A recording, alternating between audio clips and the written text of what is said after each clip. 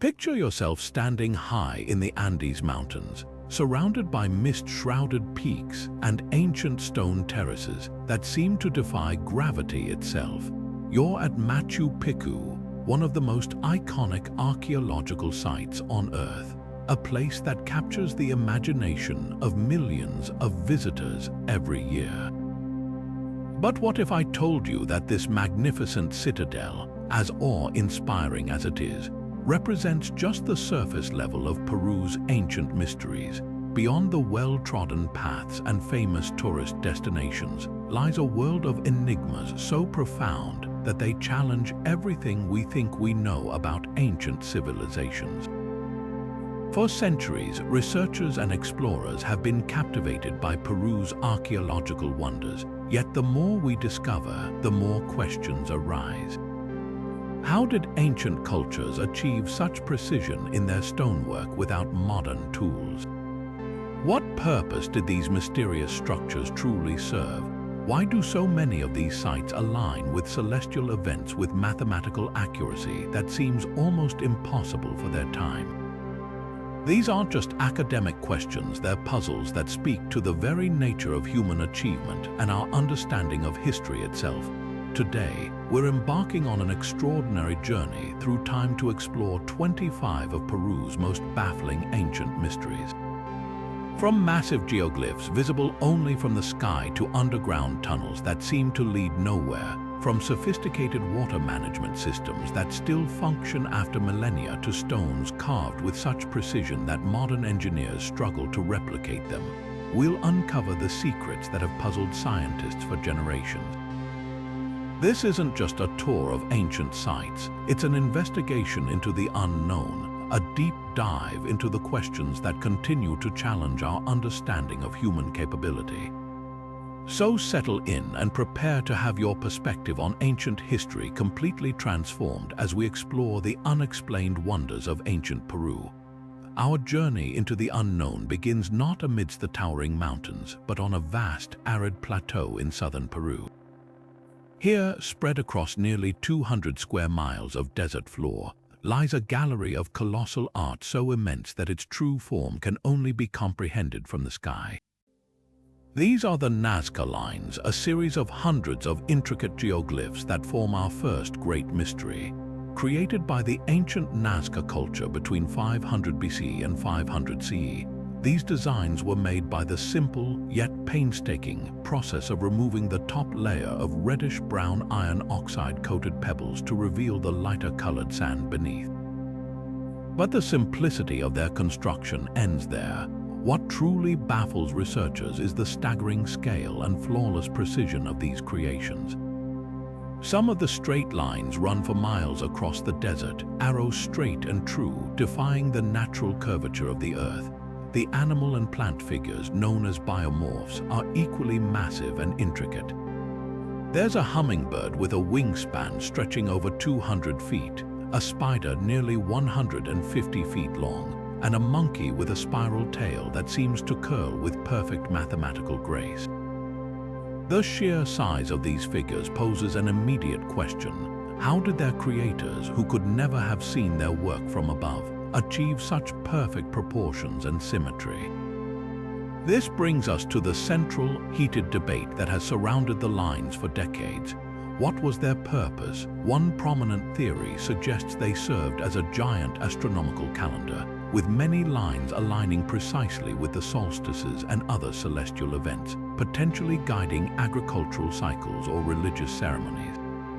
Another compelling idea posits they were sacred pathways, walked by priests during rituals to invoke life-giving water from the deities, a desperate plea to the gods in one of the driest places on Earth. Then, of course, there is the more controversial theory, popularized in the 1960s, that these immense runway-like lines were landing strips or navigational beacons for extraterrestrial visitors. While mainstream archaeology largely dismisses this idea, it persists in the public imagination, a testament to how deeply these patterns challenge our understanding of ancient capabilities. Adding another layer to the mystery is their incredible preservation. The Nazca Desert is one of the driest places on the planet, receiving less than an inch of rain per year. This, combined with a unique subsurface soil that hardens when exposed to the wind and sun, has acted as a natural conservator, locking these fragile scratches in the earth in place for well over 1,000 years. They have survived not through complex engineering, but through a perfect and perhaps calculated alignment with their environment. This enduring visibility feels intentional, a message crafted not for their own time, but perhaps for ours, leaving us to wonder what these ancient artists were truly trying to communicate across the centuries. From the vast, open canvas of the Nazca Desert, our journey takes us high into the mountains, to the outskirts of the ancient Inca capital of Cusco. Here, perched on a steep hill overlooking the city, stands the monumental fortress of Sacsayhuamán. Its colossal, zigzagging walls present a mystery of engineering that is both tactile and immediate, a stark contrast to the sprawling lines viewed from the air. This is not a subtle puzzle, it is a breathtaking physical confrontation with the impossible. The scale is almost incomprehensible. The largest of these limestone blocks is estimated to weigh a staggering 200 tons. That's equivalent to about 300 family-sized cars. Just the concept of moving such a mass, let alone lifting it precisely into place thousands of feet above sea level, defies logic. Yet the Incas, or perhaps a civilization that predated them, did not just move these stones, they mastered them. The true wonder lies not in the sheer bulk, but in the mind-bending precision of their assembly. The stones are fitted together in a complex, three-dimensional jigsaw puzzle of immense proportions. The joints between them are so extraordinarily tight, so flawlessly engineered, that for centuries it has been said not even a single razor blade or a piece of paper can be inserted between them. This isn't just a figure of speech, it's a literal, physical reality that visitors can test for themselves today. This perfection creates a structure of incredible strength, having withstood centuries of earthquakes that have leveled much of the Spanish colonial architecture built around and upon it. The interlocking shapes allow the entire wall to sway as one unified mass during seismic events, rather than cracking and crumbling. How was this achieved? The mainstream theory suggests a process of meticulous craftsmanship. Stonemasons likely used harder stones to pound the blocks into shape, gradually grinding the surfaces against each other with sand and water until a perfect match was achieved through what must have been an agonizingly slow process of trial and error. But this explanation, while logical, feels almost too simple, too humble for the result we see. The time, labor, and unwavering patience required for such a method are staggering to contemplate. This leads to other, more enigmatic theories. Some researchers point to the possibility that the builders possessed a lost technology, perhaps a plant-based solvent that could temporarily soften the stone, allowing them to mold it like clay before it hardened again into its resilient form. There are even local legends that speak of a substance or a magic word that could make the stones lose their weight, enabling teams of men to move them with ropes as if they were made of lightweight foam. The question of transportation is a profound mystery in itself. The quarry for these giant stones was located over a mile away across difficult, steep terrain. Without the wheel, without draft animals stronger than the llama, and without sophisticated pulley systems that we know of, the method of movement remains one of history's great secrets. The most accepted idea involves an army of laborers using logs as rollers, ropes, and immense levers, inching each block forward through a symphony of coordinated human effort. Yet, picturing this Herculean effort only deepens the awe for the organizational genius and the sheer willpower that must have been required. Sacsayhuamán stands as a monumental testament to a forgotten art, a stone-cutting technique so advanced that modern engineers still struggle to replicate it with our powerful machinery. It forces us to reconsider the capabilities of ancient cultures, moving beyond seeing them as primitive and instead recognizing them as masters of their environment, possessing knowledge and skills that we are only beginning to appreciate. But if the construction of Sacsayhuamán showcases a mastery of stone, then our next destination represents the pinnacle of the Incas' harmonious integration with the natural world. After descending from the fortress walls, we journeyed deeper into the Urubamba Valley, ascending through cloud forests until we arrive at the most famous and yet arguably most misunderstood site in all of Peru, Machu Picchu. While its beauty is undeniable, its true purpose remains one of the Andes' most captivating enigmas, a question that has sparked decades of scholarly debate. The most widely accepted theory, championed by the renowned American historian Hiram Bingham, who brought the site to international attention in 1911, posits that Machu Picchu was a royal estate, a luxurious country retreat for the powerful Inca Emperor Pachacuti.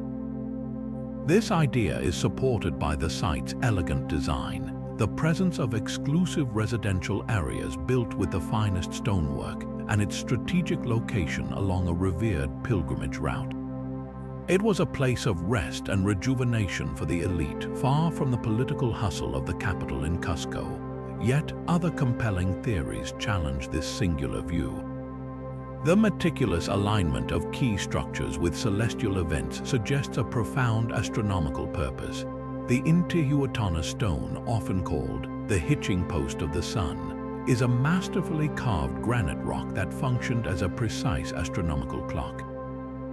During the equinoxes, the sun casts a shadow that aligns perfectly with the stone's geometry, allowing priests to predict the solstices and govern the agricultural calendar with astonishing accuracy.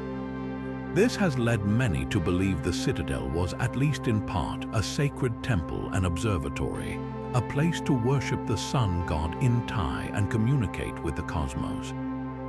Adding another layer to the mystery is the site's distinct separation into agricultural and urban sectors, connected by an intricate network of stone stairways and water channels fed by perennial springs.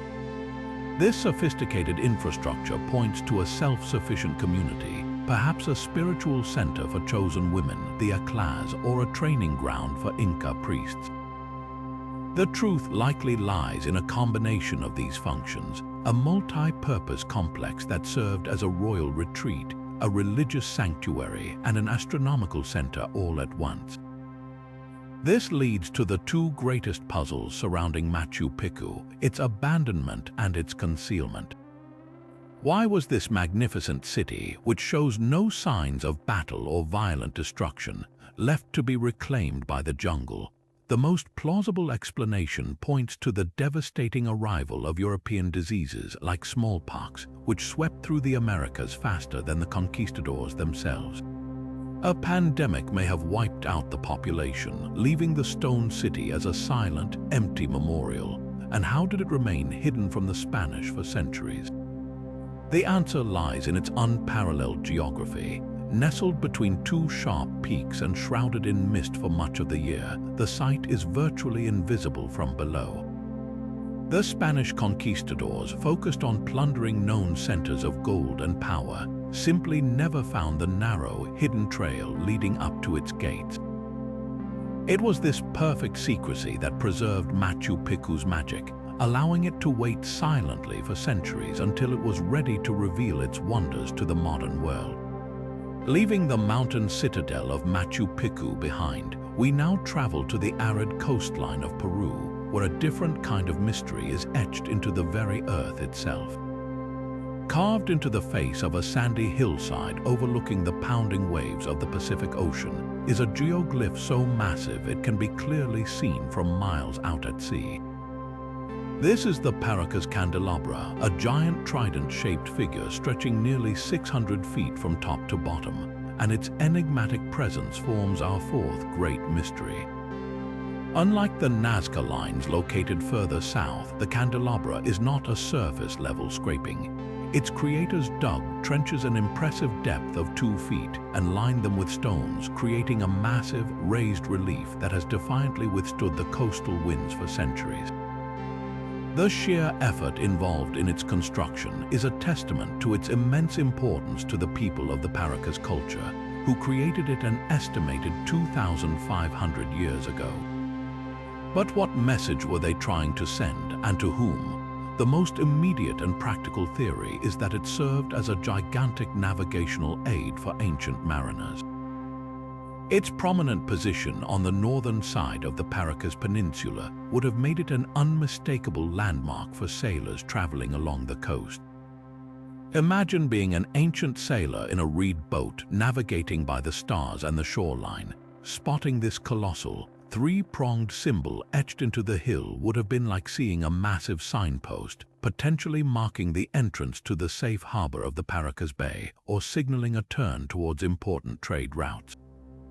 In this sense, it could be one of the world's oldest and largest nautical guides.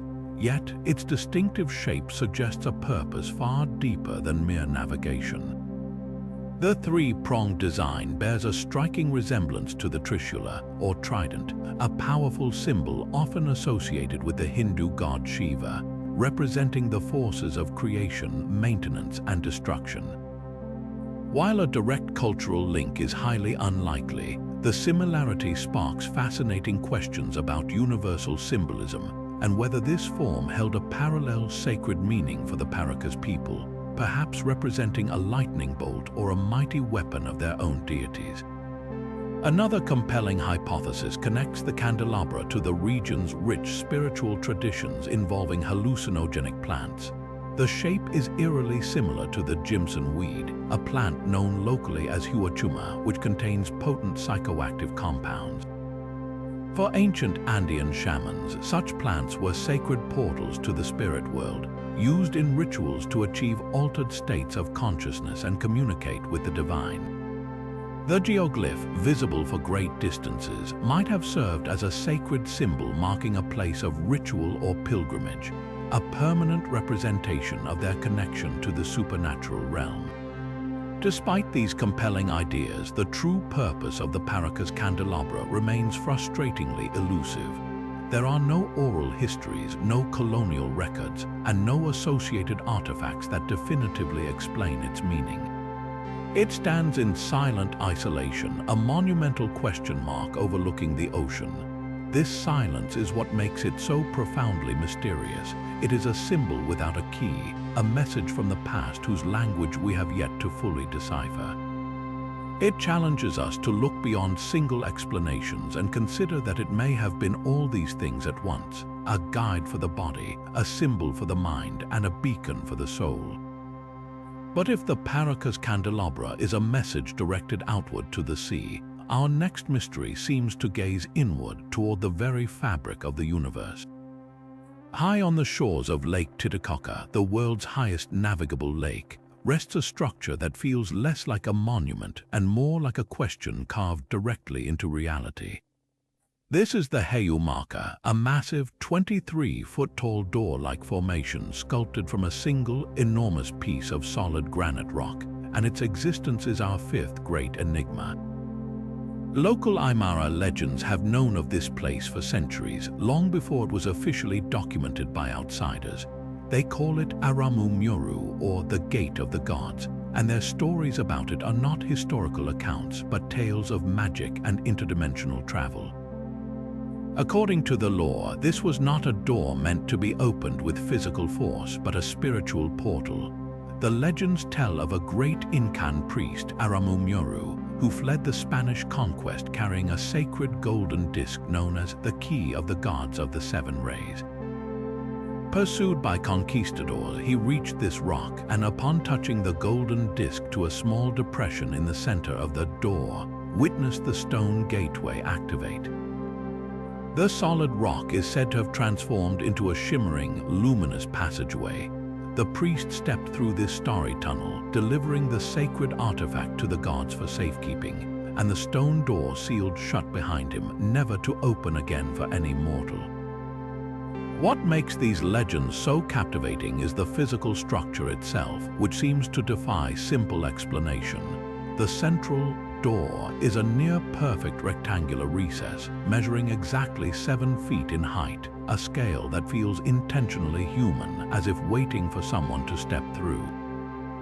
At its base is a smaller, alcove-like indentation that resembles a keyhole or perhaps a place for an offering, perfectly centered within the giant frame.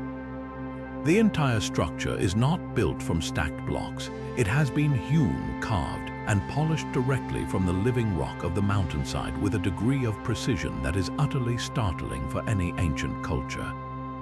This level of craftsmanship presents a profound archaeological puzzle. The edges of the massive door are sharp and perfectly straight. The corners are precise right angles, and the surface of the recess is remarkably smooth. This isn't the rustic, pockmarked stonework seen in many ancient quarries.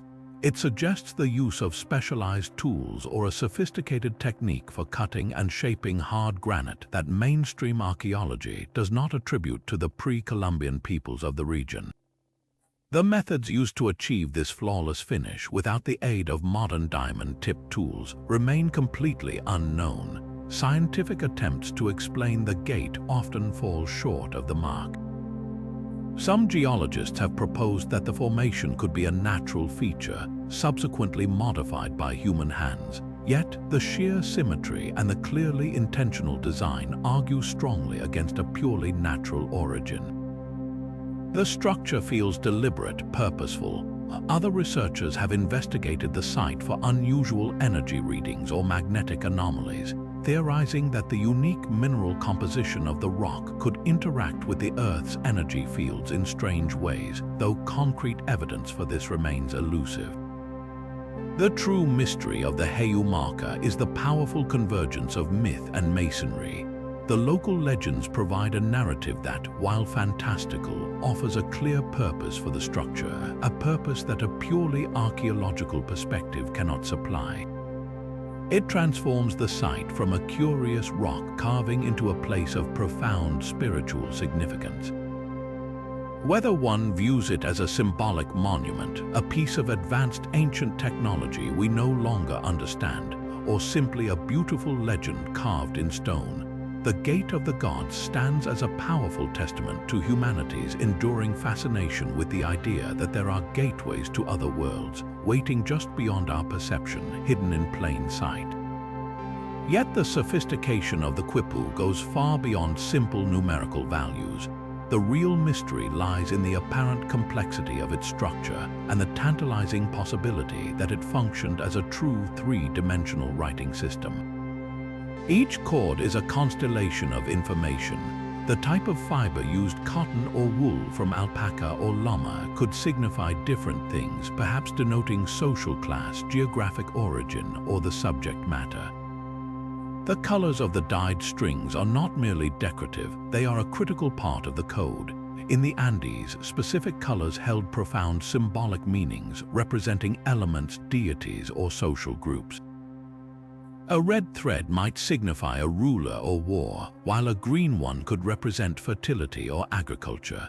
The direction of the spin and ply of the cord, the type of knot, and even the intricate way multiple cords are attached to a primary strand all potentially contribute layers of meaning.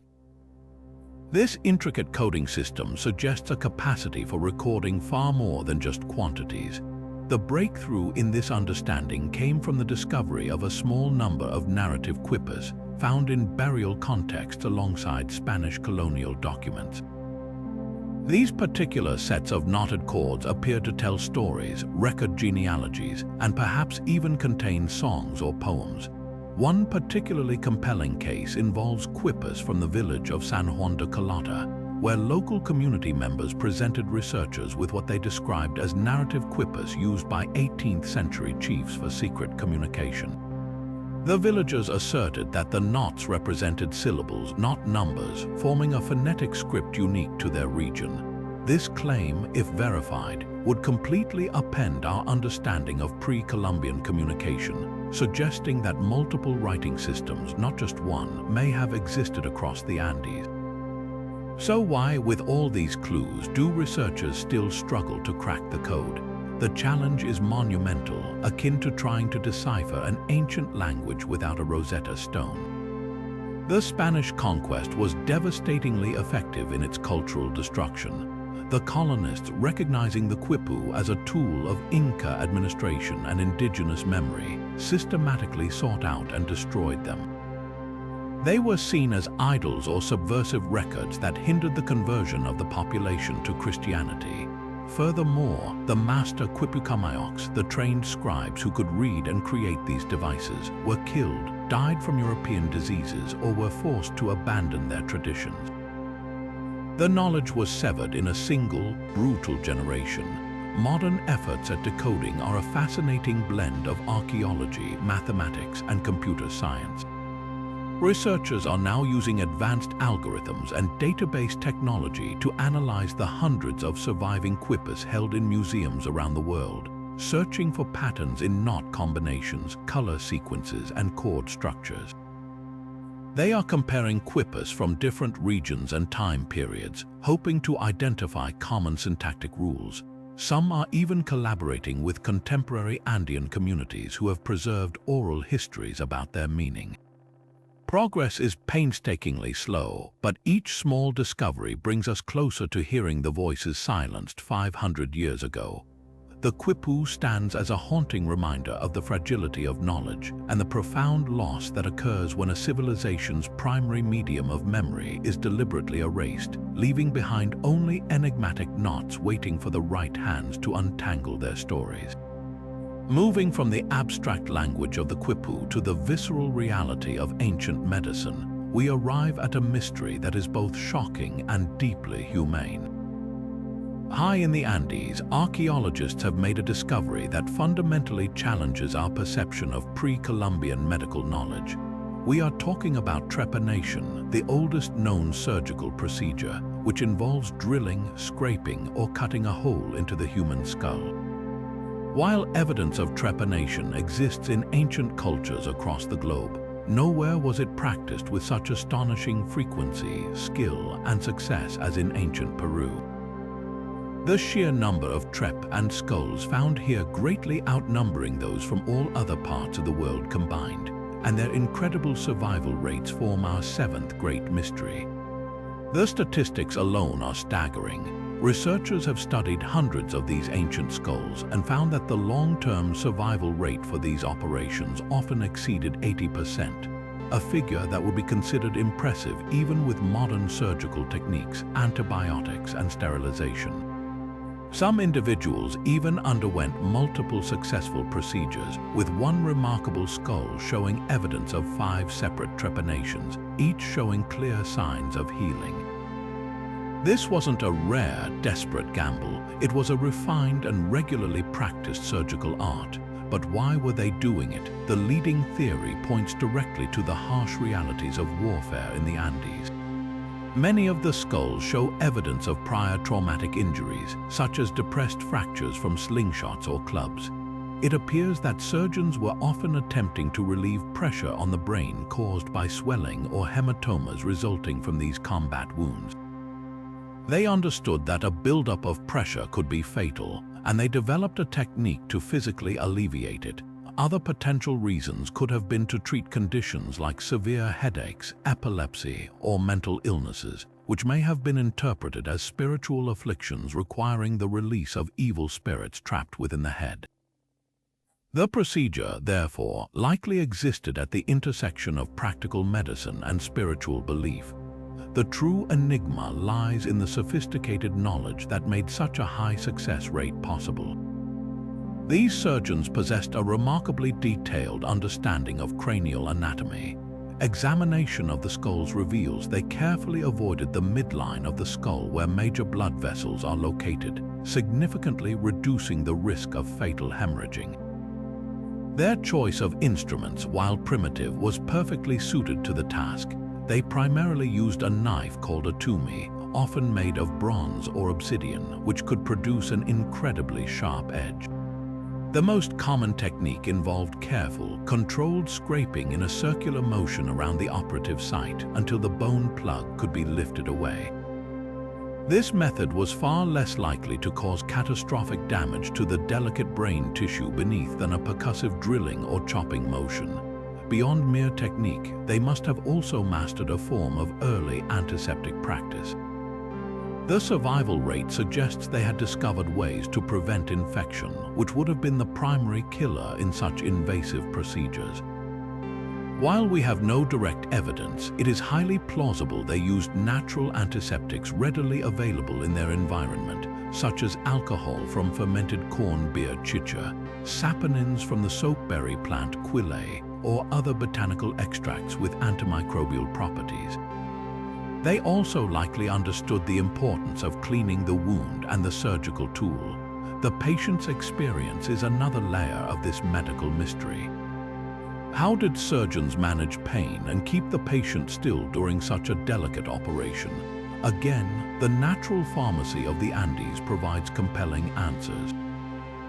They had access to powerful psychoactive and analgesic substances, including coca leaves, which could be chewed to release numbing compounds, and a potent corn beer that could induce a stupor. It's even possible that the patient was fully conscious for parts of the procedure, as the scalp itself has many nerve endings but the brain does not feel pain. The combination of natural anesthetics, a skilled and swift hand, and perhaps even spiritual ritual would have been their operating theater. This advanced medical knowledge represents a paradox. These were cultures without a formal written language as we know it, without germ theory, and without the complex scientific infrastructure we associate with modern medicine. Yet, through meticulous observation, empirical experimentation, and the hard-won lessons of countless procedures, they achieved a level of surgical success that would not be matched in Europe until the late 19th century.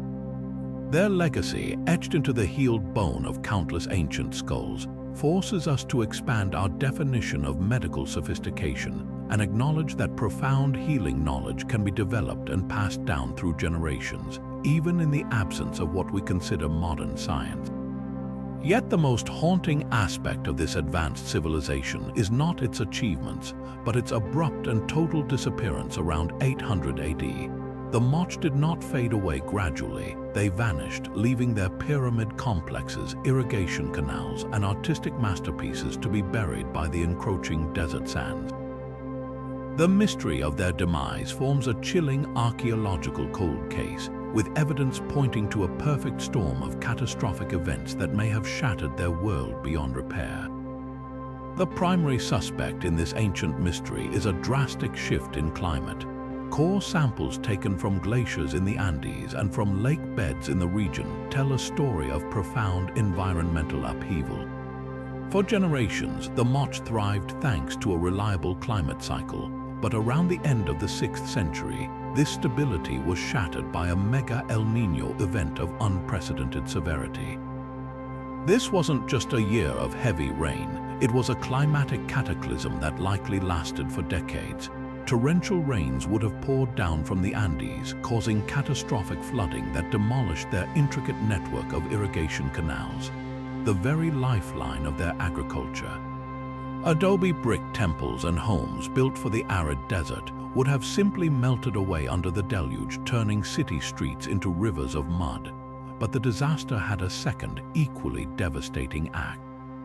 After the floods receded, the climate appears to have swung violently in the opposite direction, plunging the region into a crippling drought that may have lasted for another 30 years. The riverbeds ran dry, the fields baked under a relentless sun, and famine would have gripped the population. The Machu priests, who derived their power from their perceived ability to commune with the gods and control the weather, would have found their rituals utterly futile. Their failure to bring rain or stop the floods would have shattered the spiritual and political foundation of their entire society, leading to widespread social unrest and a loss of faith in their leaders. This theory of climate-induced collapse is powerfully supported by archaeological evidence at sites like the Huaca del Sol. Here, researchers found that a large section of the massive pyramid was deliberately destroyed not by an enemy army, but by a targeted diversion of floodwaters. It appears the Machu people themselves may have breached their own irrigation systems to channel a destructive torrent against the temple, a potent act of symbolic violence against the rulers and deities who had failed them. This suggests an internal rebellion, a violent uprising against the priestly elite who could no longer provide for their people. While climate and social revolt form a compelling narrative, some researchers propose a more complex picture. There is evidence that a major earthquake may have struck the region around the same time, toppling buildings and further devastating the infrastructure. Furthermore, it is possible that the Moch did not completely vanish but rather underwent a process of diaspora and cultural transformation. Survivors of the cataclysms may have migrated inland or to other valleys. Their numbers diminished, and over generations, their distinct cultural identity may have slowly merged with or evolved into the new cultures that later emerged in the region, such as the Chimu. The Moch's artistic legacy, particularly their iconic stirrup spout bottles, continued to appear in later periods, hinting at a cultural memory that persisted even after their political power had crumbled. The true story of their end is likely a tragic combination of all these factors. A civilization, however brilliant, pushed beyond its breaking point by environmental forces it could not control, leading to a collapse of faith, order, and finally, their very way of life. Deep within the highlands of Peru, buried beneath a massive stone temple complex, lies a maze that is not meant to be seen, but to be experienced in absolute darkness. This is Chavín de Huántar, the spiritual center of a culture that predated the Incas by over 2,000 years, and its true wonder is hidden underground. While the surface structures are impressive, the real mystery is the intricate network of narrow, windowless passageways, precisely engineered chambers, and hidden ventilation shafts that form a subterranean labyrinth. This was not a place for storage or shelter. It was a carefully designed machine for manipulating human perception, and its full purpose remains one of the most sophisticated puzzles of the ancient world. The genius of Chavín's architects is most evident in two revolutionary systems, its acoustics and its ventilation. The labyrinth was built with a series of granite tubes known as ventilation ducts that run strategically through the walls and ceilings. These were not simple holes. They were engineered to create a constant, gentle flow of fresh air throughout the endless, cramped corridors, ensuring that even deep within the bowels of the complex, priests and initiates could breathe easily. But their function likely went beyond the practical. When the wind outside reached a certain speed, these ducts would have produced an eerie, low hum, a haunting natural soundtrack that would have permeated the entire complex, setting a supernatural tone for the rituals about to unfold. This auditory manipulation was just the beginning. Within the maze, archaeologists have discovered something even more astonishing: a series of conch shell trumpets known as pututas, which were not played in open plazas but specifically within the confines of the stone corridors. Experiments with replicas have revealed the terrifying effect. When blown inside these narrow, resonant spaces, the sound of the pututu does not simply travel, it transforms. It becomes a distorted, disorienting roar that seems to come from everywhere and nowhere at once, bouncing off the polished granite walls in a cacophony that would have been utterly overwhelming. For someone blindfolded or plunged into ritual darkness, this auditory assault would have severed any connection to the outside world, creating a state of profound sensory confusion and vulnerability. All of these elements, the darkness, the unsettling hum, the deafening blasts of sound, were likely designed to guide participants toward the labyrinth's ultimate destination, the Lanzón monolith.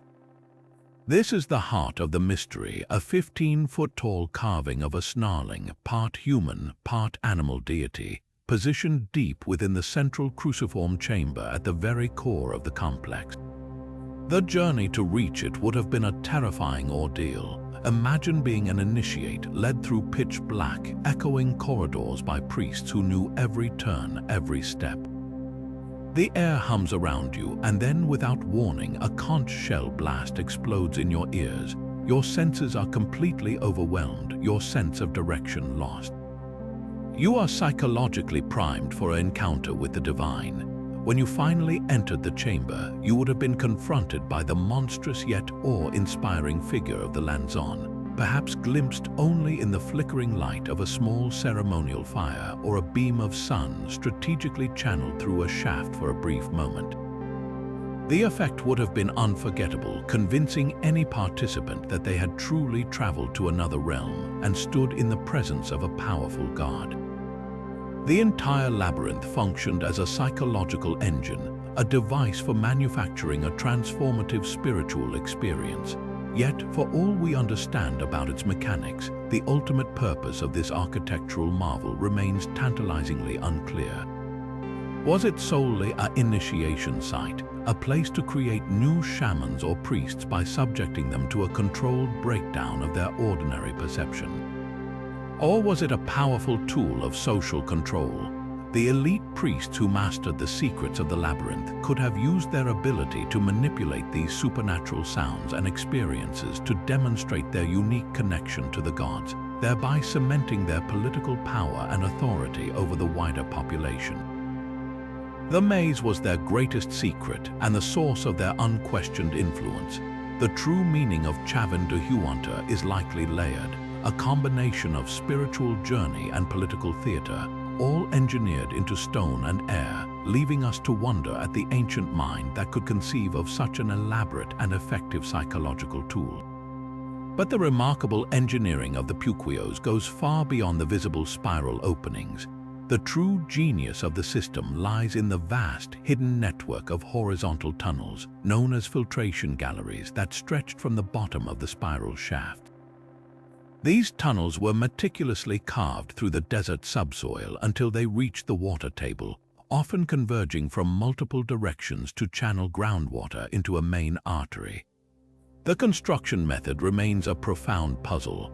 How did the Nazca, without theodolites or advanced surveying tools, manage to maintain such precise gradients over these long, underground distances?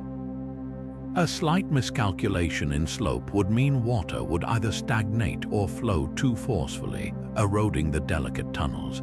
It is believed they used a simple but effective method of hanging weighted strings at regular intervals within the shafts to ensure a consistent, gentle descent for the water over many miles. Perhaps the most impressive feature was their innate understanding of fluid dynamics and sustainable resource management. The spiral design of the funnel, like Ojo's, was not merely for access, it served a critical aerodynamic purpose. The unique shape harnessed the powerful desert winds, forcing air down into the tunnels. This constant airflow pushed the water through the underground channels, effectively creating a natural siphon that required no mechanical pumps to keep the water moving toward the settlement's distribution points. Furthermore, the system was inherently sustainable.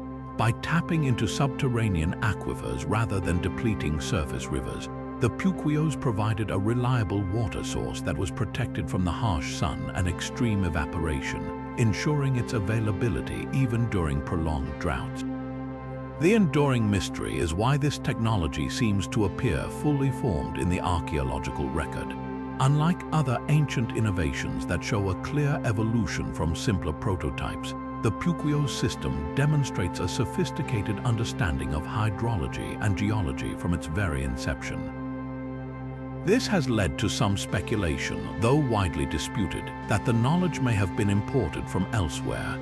However, a more compelling theory suggests the Nazca possessed a deep, empirical knowledge of their environment, gained over generations of observing the desert's secrets, knowing where to dig by the type of vegetation, the feel of the soil, and the behavior of fog and wind patterns.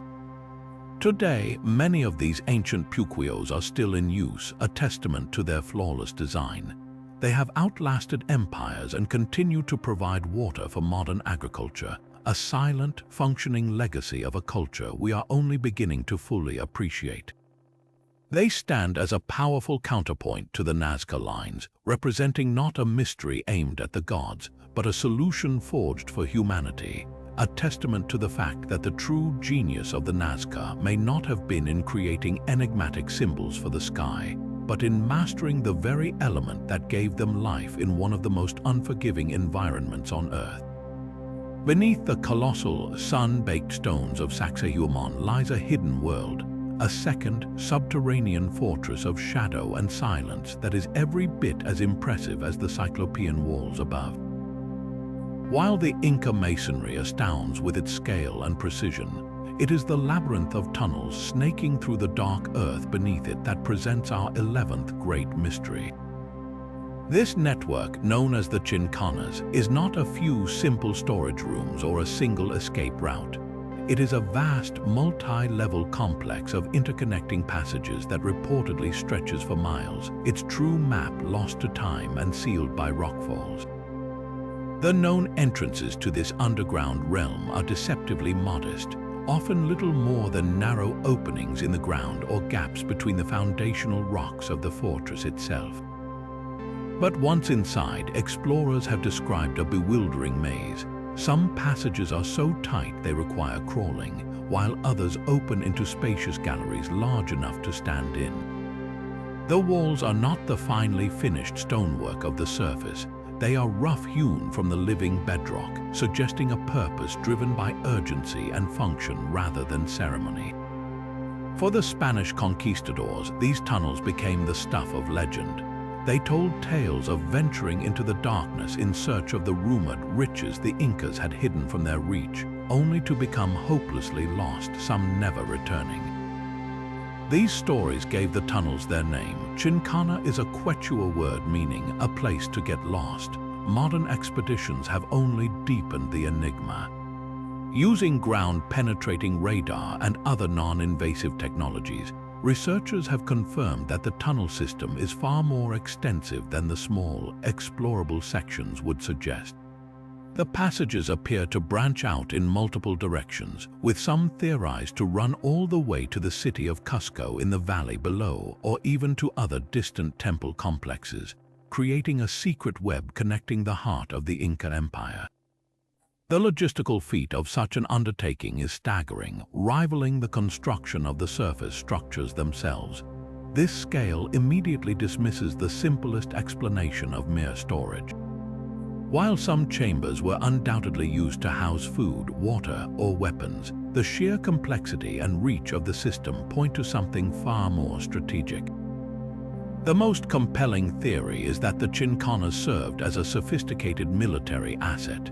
In the event of a siege, they would have allowed commanders to move troops and supplies unseen from one part of the fortress to another, to launch surprise attacks from unexpected quarters, or to provide a last resort escape route for the elite.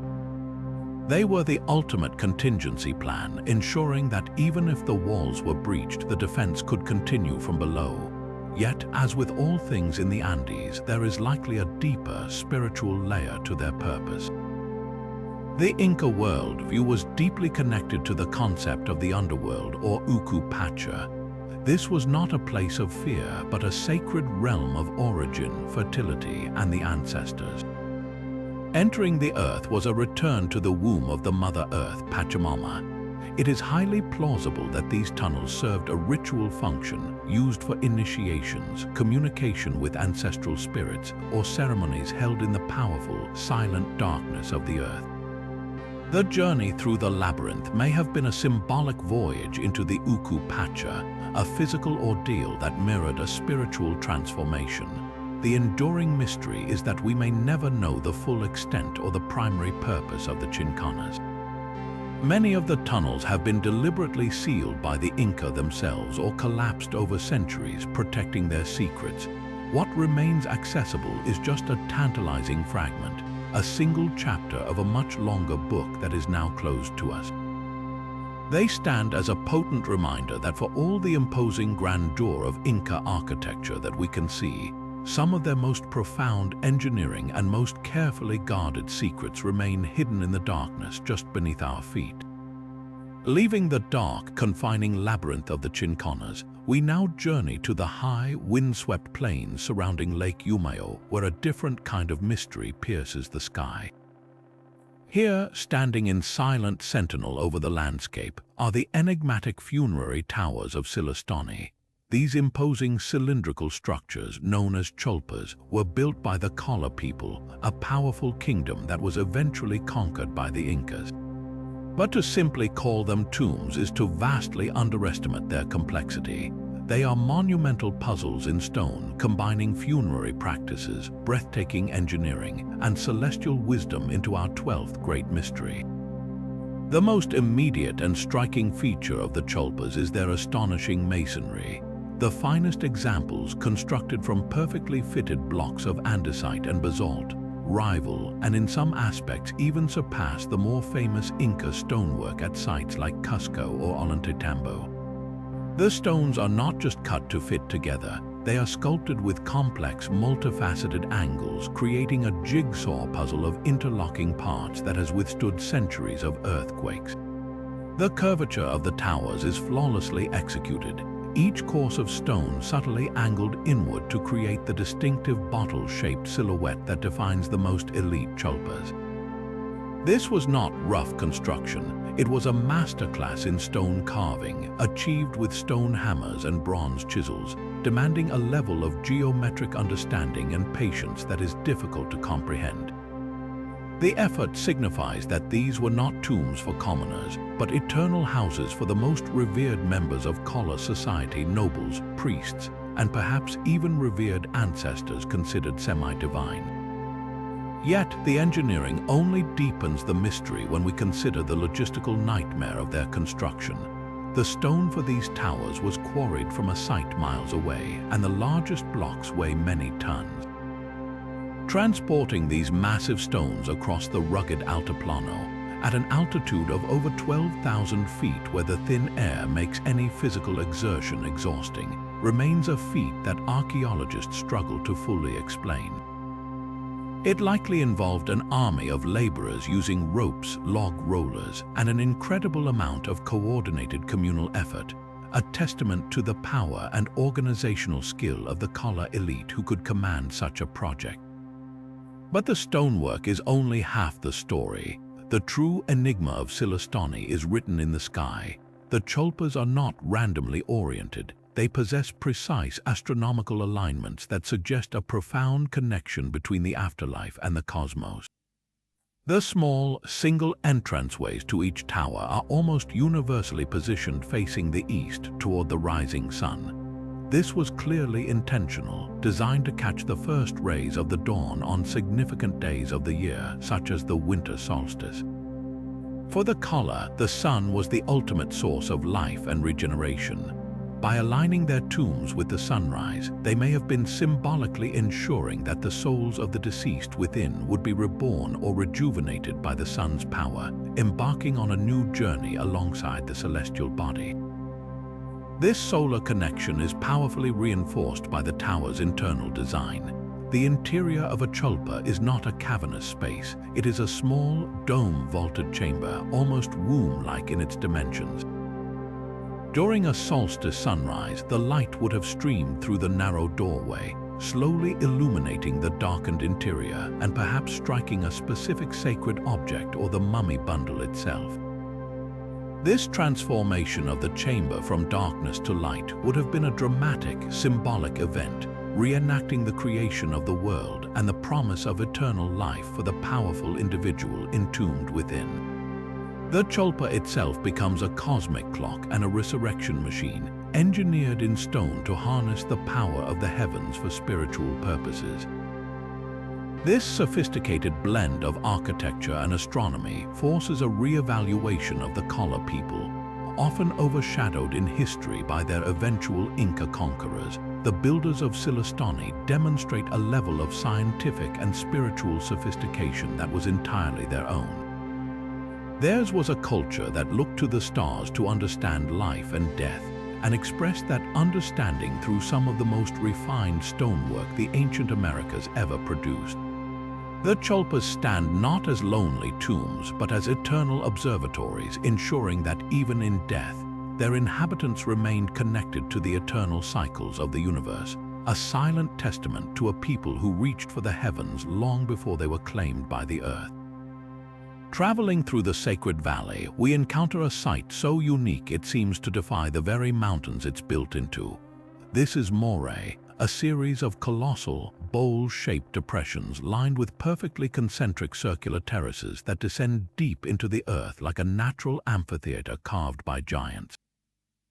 Unlike the military might of Sacsayhuamán or the spiritual intensity of Machu Picchu, Moray presents a quieter, more intellectual mystery. Its purpose appears to be one of profound experimentation, making it one of the most fascinating and scientifically advanced sites in the ancient world. The most immediate and obvious theory is that Moray functioned as a massive agricultural laboratory. The design is nothing short of genius. The depth of the main crater, combined with its orientation and the design of the terraces, creates a stunning range of microclimates. The temperature difference between the highest terrace and the lowest can be as much as 15 degrees Celsius, which is equivalent to the climatic difference between the temperate valley floor and much higher, colder elevations thousands of feet up the mountainside. This allowed Inca agriculturists to simulate the growing conditions of various regions of their vast empire within a single, controlled location. In this living laboratory, they could have conducted experiments that would be the envy of any modern agronomist. They could test which crop varieties thousands of types of potatoes, corn, quinoa, and other staples would thrive at different altitudes. They could study the effects of temperature, sunlight exposure, and water drainage on plant growth, developing hardier and more productive strains to distribute across the Tahuantinsuyu, the Inca Empire. This centralized research and development would have been a key strategy for managing food security for millions of people across the dramatically varied topography of the Andes. The sophisticated irrigation system feeding the terraces, fed by higher altitude springs, further supports this idea of precise environmental control. Yet, such a flawless and spiritually significant design suggests purposes that reach beyond the purely practical. The perfect circles and symmetrical form feel deeply ceremonial. For the Inca, who revered the natural world and deified the sun, moon, and earth, such a distinctive shape was profoundly symbolic. The circular terraces may have represented the different layers of existence or the cosmic planes of the Inca spiritual universe.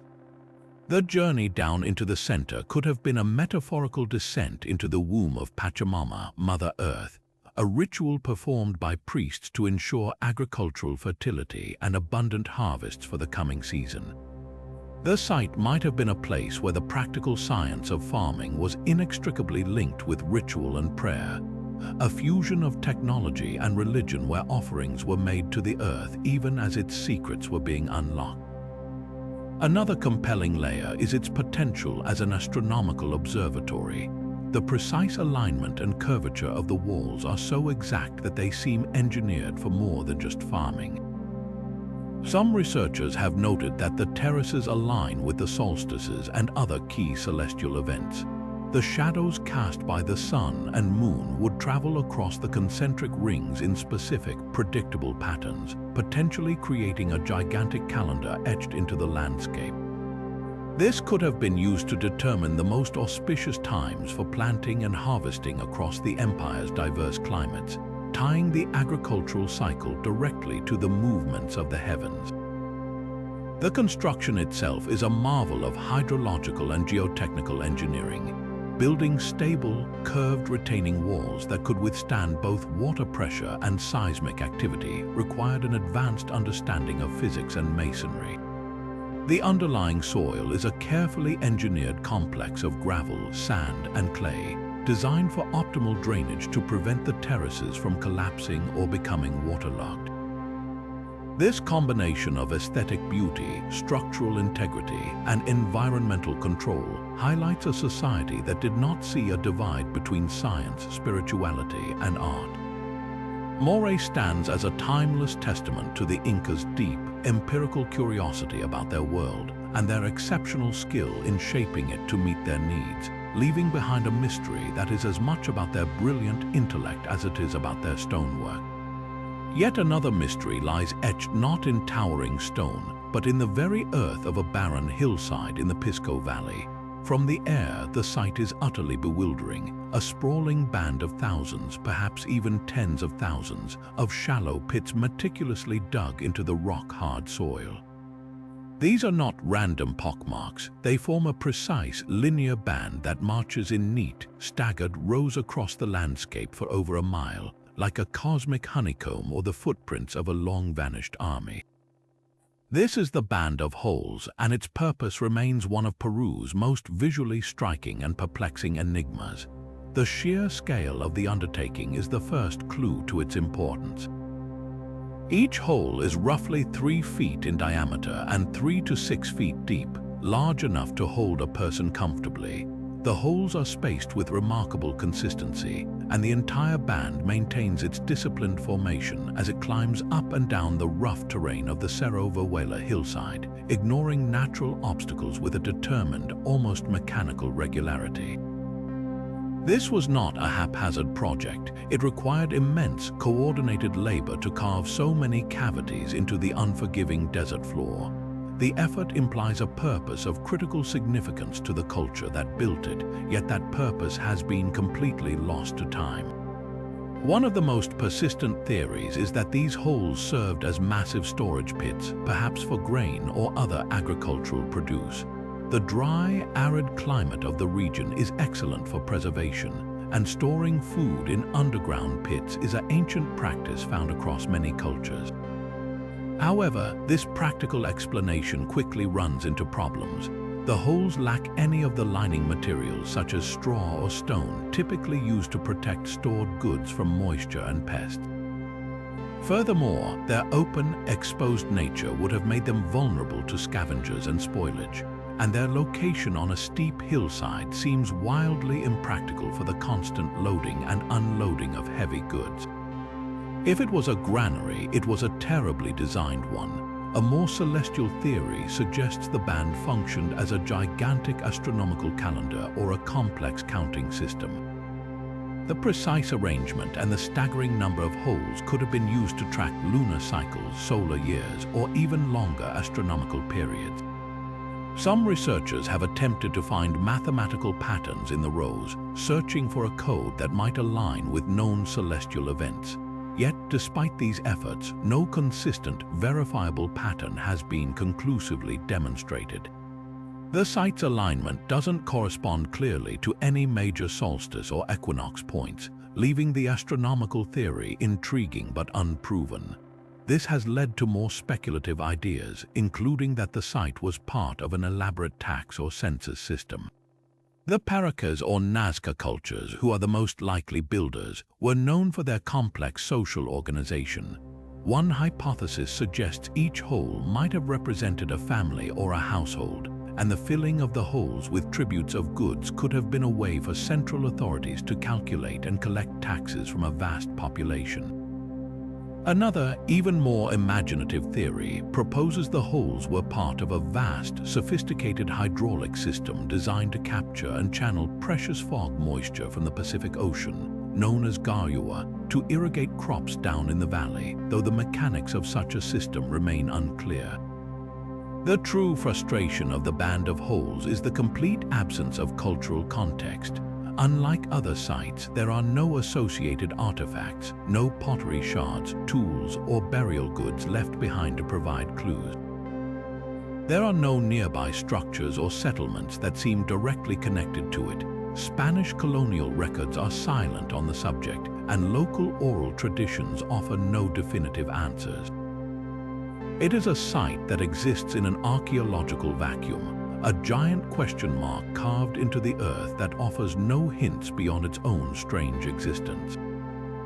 Modern archaeological surveys, including sophisticated satellite imaging and drone mapping, have accurately documented the band's extent and pattern, but this data has only confirmed its precision, not explained its reason for being. The Band of Holes stands as a stark reminder that some ancient mysteries refuse to give up their secrets, challenging us to keep looking, keep questioning, and to accept that the past sometimes prefers to remain silent. But to truly grasp their genius, we must shift our focus from the grand stone monuments to the intimate, dazzling world of the artisan's workshop. Our 15th mystery delves into a realm of microscopic precision and breathtaking artistry, the advanced metallurgy of ancient Peru, where craftsmen achieved feats with noble metals that seemed to border on alchemy and continue to baffle modern scientists. Perhaps the most perplexing of these accomplishments is their apparent mastery of platinum.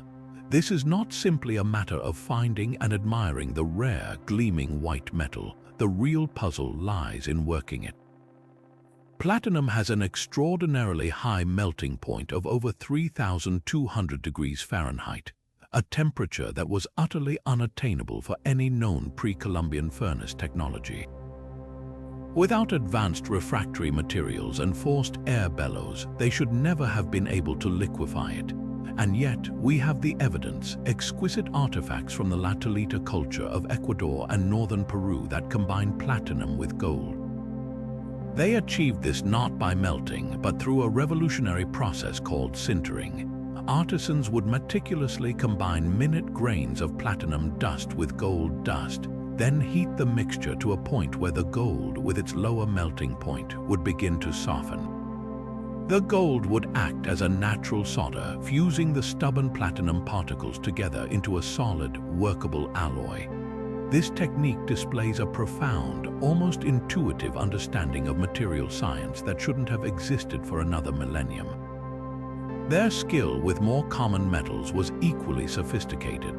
The Machu culture, in particular, were the undisputed masters of gilding and electrochemistry centuries before Volta invented the battery. They developed a stunning array of techniques to apply microscopically thin layers of gold or silver onto copper objects. One method, known as depletion gilding, involved repeatedly heating a copper-gold alloy object in a furnace and then quenching it in an acidic plant solution. This process would slowly oxidize the copper on the surface, which was then meticulously rubbed away, leaving behind a pure, lustrous layer of gold. The result was a seemingly solid gold object that was, in reality, far more economical and durable. Even more astonishing is evidence that suggests they may have stumbled upon a form of primitive electroplating. Some researchers propose they used naturally occurring batteries, perhaps using acidic fruit juices like lemon or fermented corn beer as an electrolyte in ceramic pots, with metals acting as anodes and cathodes. While this theory is debated, the effect is undeniable. They could plate intricate copper nose ornaments or ear spools with a flawless, permanent coat of gold so perfect that it appears to have been chemically bonded because it was. Modern jewelers struggle to replicate the durability and seamless adhesion of these ancient plated items without using sophisticated electronic equipment. This leads to the central, haunting question that surrounds all of these techniques.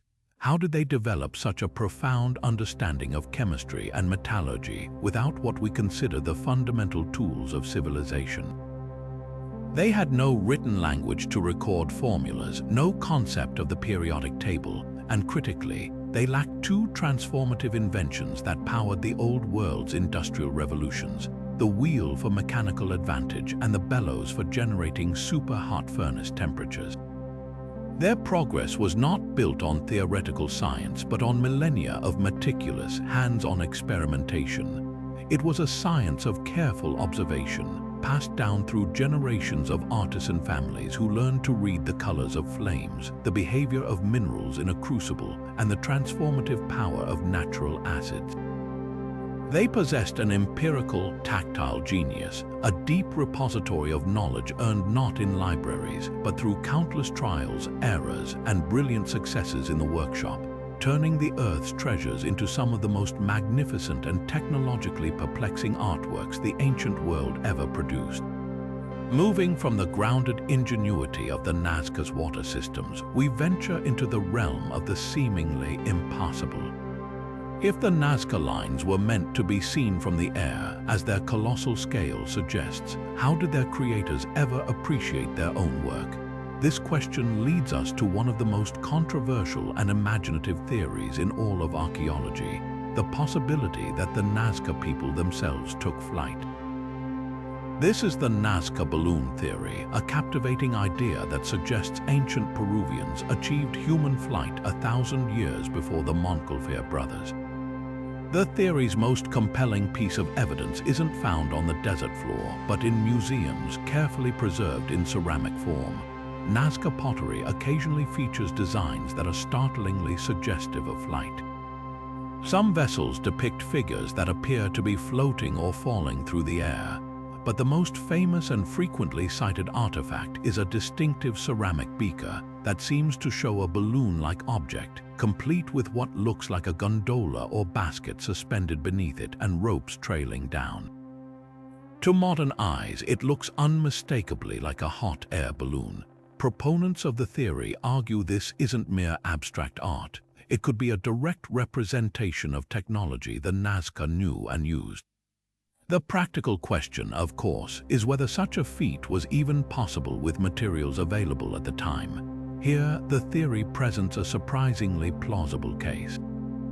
The Nazca had access to all the necessary components.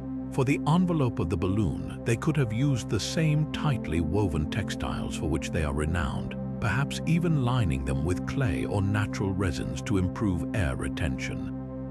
For fuel, they had an abundant resource, the guano from the vast seabird colonies along their coast.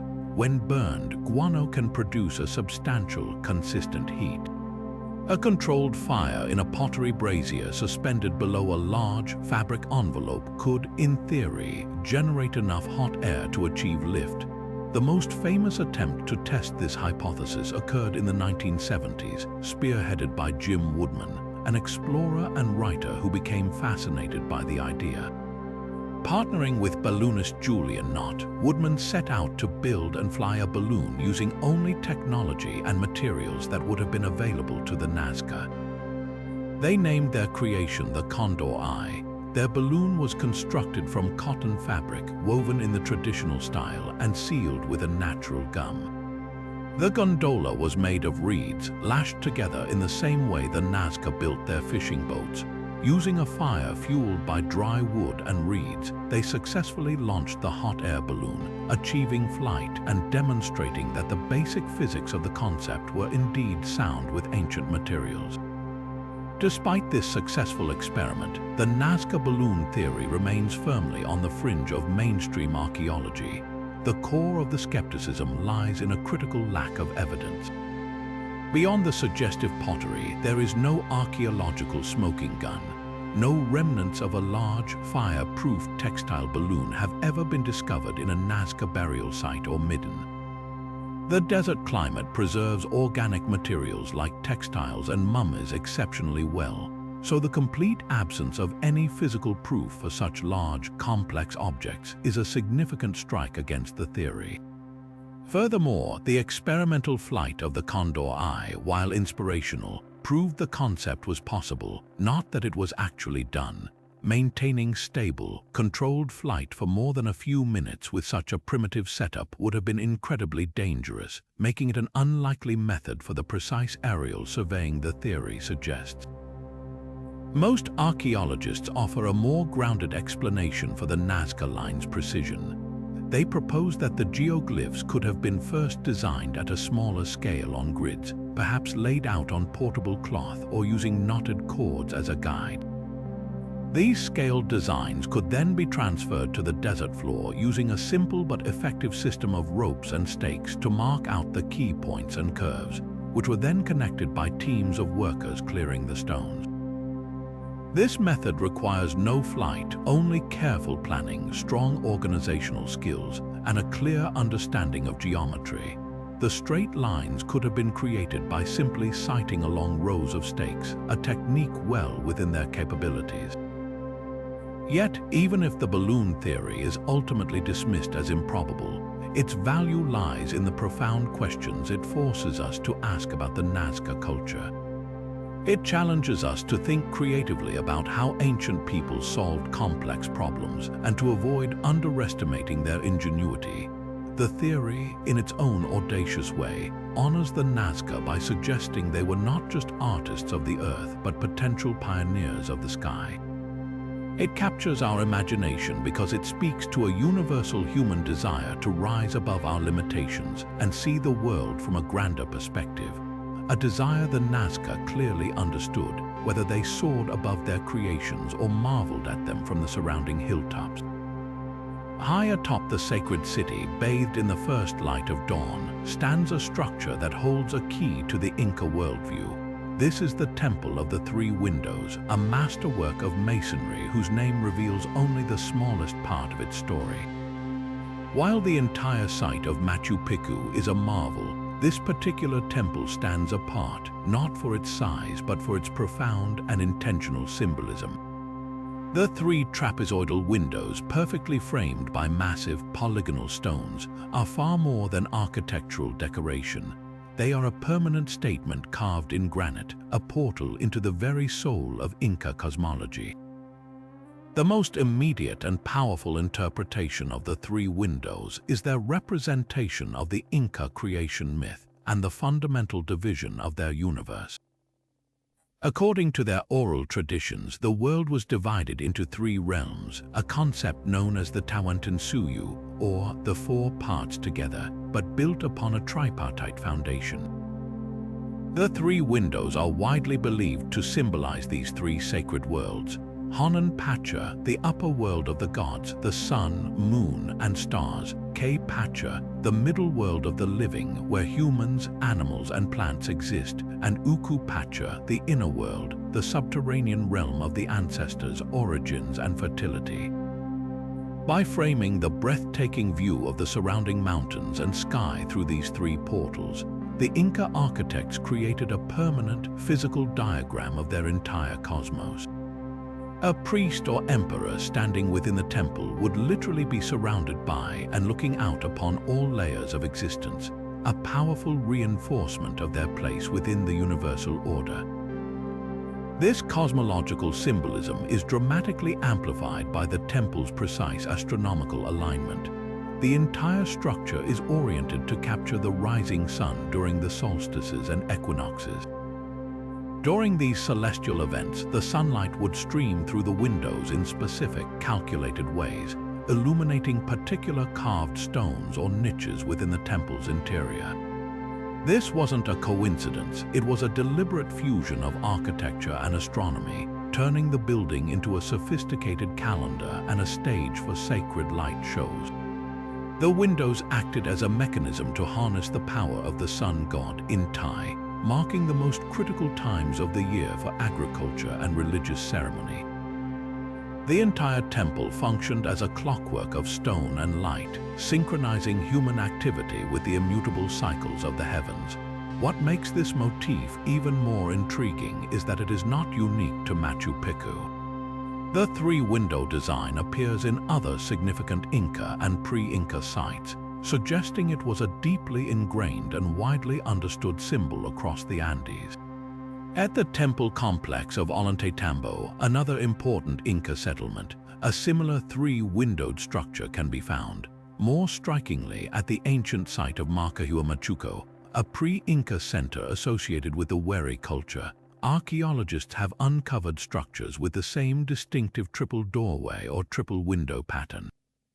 This recurrence across cultures and centuries points to a shared pan-Andean spiritual concept that the Inca may have adopted and refined, an architectural language that spoke of a universal understanding of a three-tiered reality. This consistency across time and cultures leads to a fascinating question. Why was this specific number, 3, so universally significant? Beyond the realms of the cosmos, the number 3 permeated Inca society. It was present in their social structure, with the basic family unit often conceived as a triad. It appeared in their mythology, with the 3 foundational Inca brothers emerging from the cave of origin at Pacaratambo. The triad represented balance, stability, and completeness, a beginning, a middle, and an end. The 3 windows, therefore, were not just a religious symbol, they were a philosophical declaration of a complete and ordered world. The temple's architecture was a form of solidified ideology, teaching this core principle of balance and tripartite harmony to all who understood its language. The Temple of the 3 Windows ultimately transcends its function as a mere building. It becomes a lens through which we can view the Inca intellectual and spiritual universe. It showcases a society that did not separate science from religion or art from engineering. In one elegant structure, they combined advanced astronomical observation, profound mythological storytelling, and peerless stonemasonry into a single, enduring monument. It stands as a silent stone teacher, its lessons on the nature of reality still clearly visible for those who know how to read its timeless, triple-framed message. Descending from the highland temples, our journey takes us to the shores of the ethereal Lake Titicaca, where a discovery was made that seems to defy the conventional narrative of ancient technology altogether. Here in the 1960s, archaeologist and author Pierre Honoré brought international attention to a collection of mysterious artifacts that had been unearthed from ancient tombs. These were not typical ceremonial objects or jewelry. They were small, 2-inch-long gold figurines, and their design was so bizarrely anachronistic that they have sparked a fierce and ongoing debate that cuts to the very heart of how we interpret the ancient world. These enigmatic objects, often called the gold figurines of Lake Titicaca, present our 18th mystery, one that hovers tantalizingly between the realms of zoology, art, and advanced aerospace engineering. At first glance, the figurines bear a passing resemblance to an insect or a bird, which would be a perfectly normal subject for ancient artisans.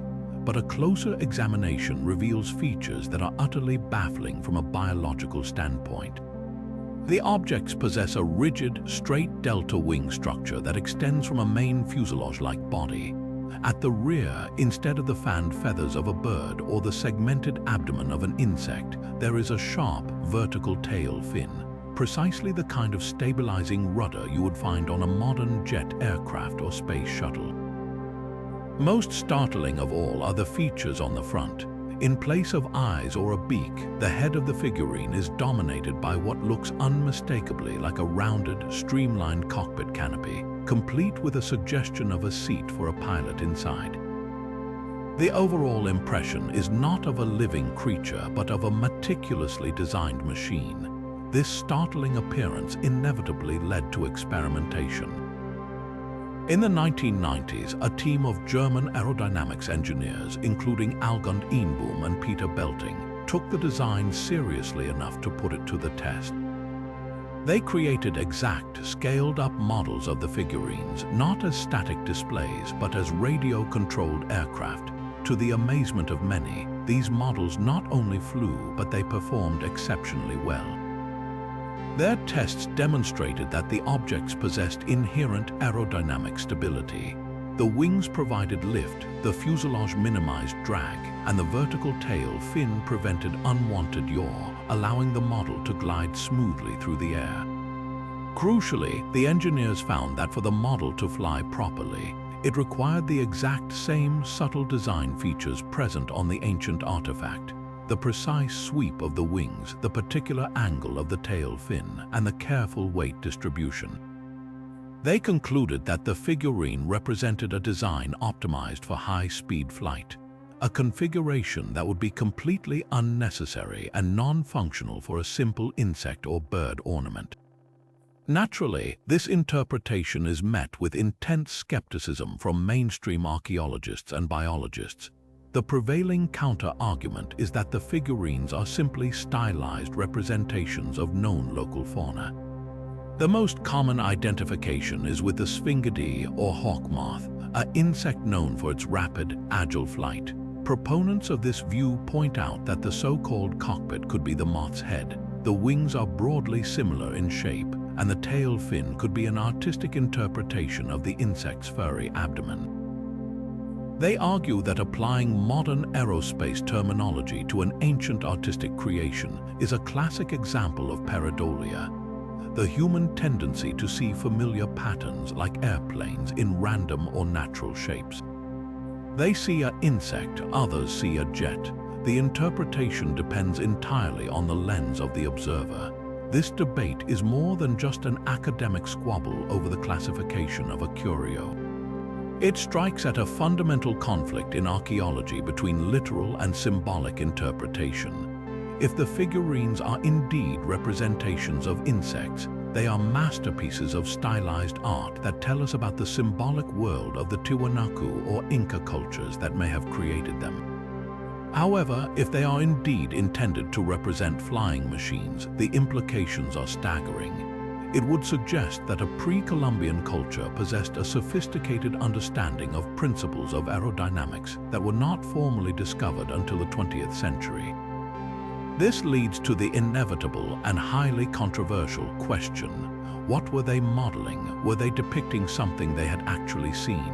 The theory is a leap that most scientists are unwilling to make without far more corroborating evidence.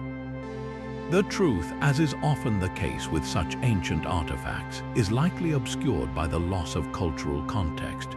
We have no written records from the creators to explain their intent. The original tombs where they were found have been looted, severing the link to other artifacts that might have provided clues. Without this Rosetta Stone of archaeology, the gold figurines remain beautifully crafted Rorschach tests. We see in them what we are prepared to see, whether that is the familiar form of a moth or the revolutionary blueprint for a machine that should not exist. They are a permanent, gleaming question, challenging us to keep an open mind about the limits of ancient innovation, and reminding us that some of history's most fascinating secrets come in very small and very puzzling packages. Just a short drive from the bustling plazas of Cusco lies a site that feels like a world apart, a place where the very rock of the earth seems to have been sculpted for purposes that both intrigue and unsettle. This is Kenko, a sprawling complex of caves, tunnels, and bizarre rock formations whose name itself means labyrinth or zigzag in the Quechua language. Unlike the grand, imposing architecture of Sacsayhuamán, Kenko is raw, organic, and deeply enigmatic. It feels less like a structure that was built and more like a natural place that was intensely modified, its secrets carved directly into the living bedrock.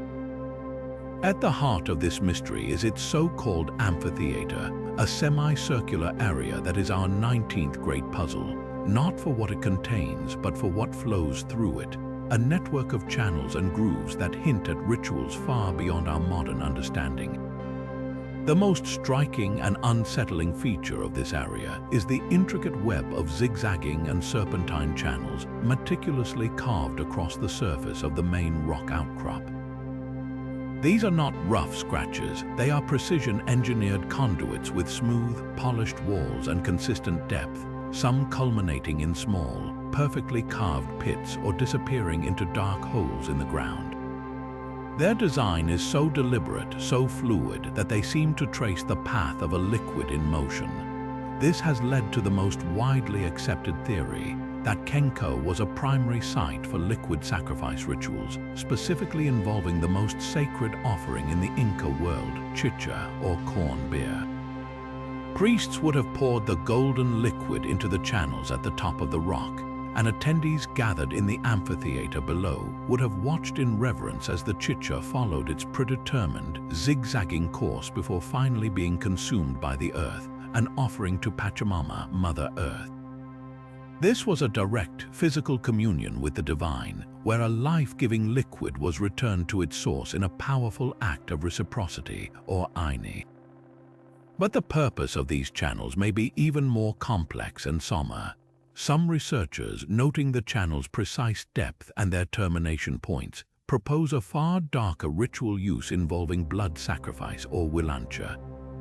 The Incas did practice animal sacrifice, particularly of llamas, and the channel's design would have been perfectly suited to channel the blood of a sacrificed animal.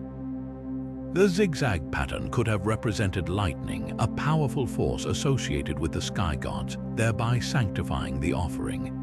The blood would flow through these sacred, lightning-bolt paths before seeping into the symbolic womb of the earth, a potent act meant to ensure fertility, maintain the cosmic order, or appease the gods during times of crisis. The amphitheater, in this grim scenario, becomes a theater of life and death, where the community witnessed the vital exchange between the human and spiritual realms. Beyond these liquid-based theories, the entire complex reveals a deep celestial connection. Kenko is riddled with astronomical alignments that suggest it was also a sophisticated observatory. A prominent stone pillar standing near the carved channels is perfectly positioned to cast a specific shadow across a carved platform during the winter solstice sunrise. This shadow would have acted as a precise solar marker, allowing priests to accurately determine the turning of the seasons, which governed the entire agricultural and ceremonial calendar of the empire. Furthermore, the natural cave beneath the main rock outcrop is itself an engineering marvel, with carved altars and stone benches. This cave, representing the Uku Pacha or underworld, was likely used for initiation rites or consultations with ancestral mummies. The journey from the dark, subterranean cave up into the open-air amphitheater and finally to the sun-lit observation points above would have physically mirrored the Inca spiritual journey through the three worlds, making Kenko a complete cosmological map in stone. This fusion of the earthly and the celestial is what makes Kenko so uniquely perplexing. It wasn't a single-purpose site. It was a multi-sensory ritual engine where the flow of liquid, the movement of celestial shadows, and the journey through dark passages all worked in concert to create transformative spiritual experiences. The true genius of the Inca priests was their ability to weave these elements together, using the natural landscape as their canvas. The amphitheater wasn't for entertainment, it was for participation in the fundamental cycles of the universe. The silent stone channels at Kenko are a permanent echo of these rituals, an enduring mystery that challenges us to understand a world where every zigzag in the rock, every drop of liquid, and every ray of sunlight was part of an ongoing, sacred conversation with the cosmos.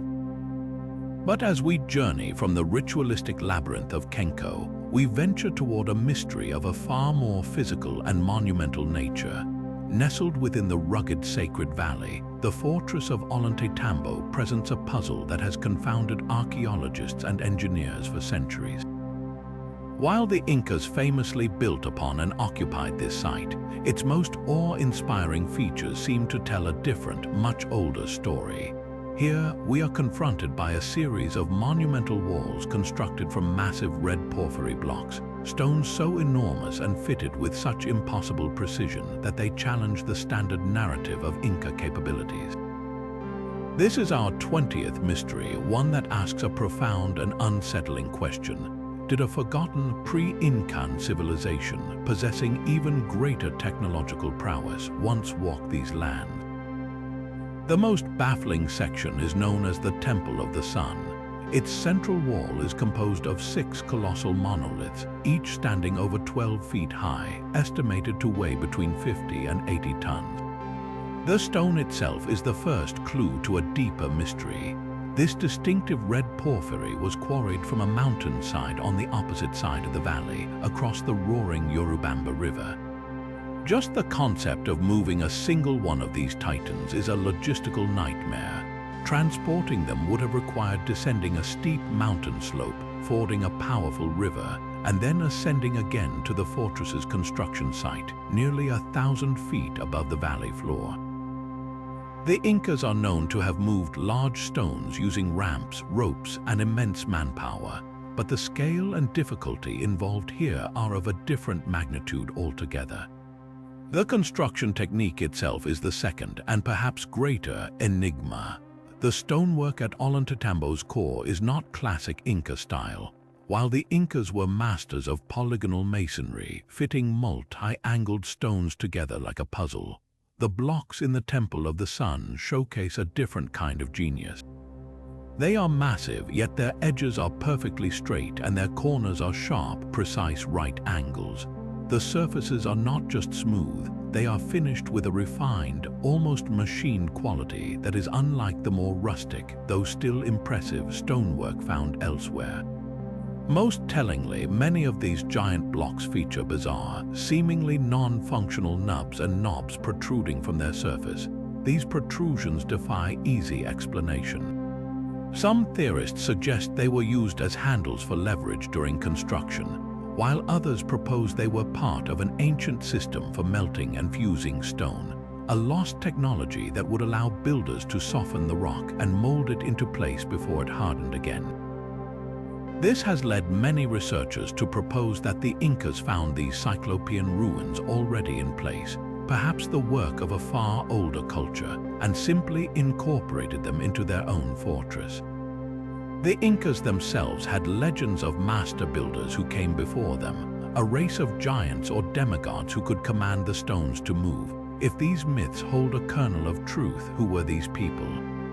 The most common candidate is the enigmatic culture that also built Tiahuanaco near Lake Titicaca, another site featuring inexplicable megalithic engineering. Others look even further back to a hypothetical advanced civilization that was wiped out by some cataclysm, leaving only these indestructible stone fingerprints behind. The mystery of Ollantaytambo is not just about how it was built, but why.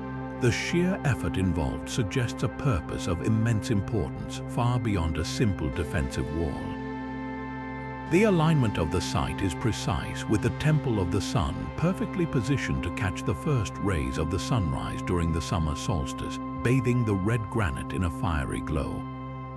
This indicates a profound astronomical and ceremonial function. The fortress, with its older megalithic heart, may have been a sacred center long before it was a military stronghold, a place where an unknown people demonstrated a stone-working technology so advanced that even their Inca successors could only marvel at it, unable to replicate it, and left to build the rest of their structures around it using their own different methods. Ollantaytambo stands as a permanent stone-based question mark, a haunting testament to the possibility that the true masters of Andean engineering remain anonymous, their greatest secrets still locked within the immovable rocks they left behind. Yet for all their fame, the Nazca Lines are not the only gallery of giant art in this desert. Just to the north, in the neighboring Palpa Valley, lies an equally breathtaking but far less understood collection of geoglyphs that complicates the mystery even further. These are the Palpa Lines, and they present a distinct set of puzzles that challenge the very timeline and purpose we've constructed for their more famous neighbors. While they share the same arid canvas, the figures and designs here feel different, hinting at an older, perhaps more complex story of artistic and cultural evolution etched across the Peruvian plains. The most immediate distinction lies in their style and placement. Unlike the Nazca figures, which are predominantly spread across flat valley floors, many of the Palpa geoglyphs are positioned dramatically on the sides of hills and mountainsides, making them visible from the ground below.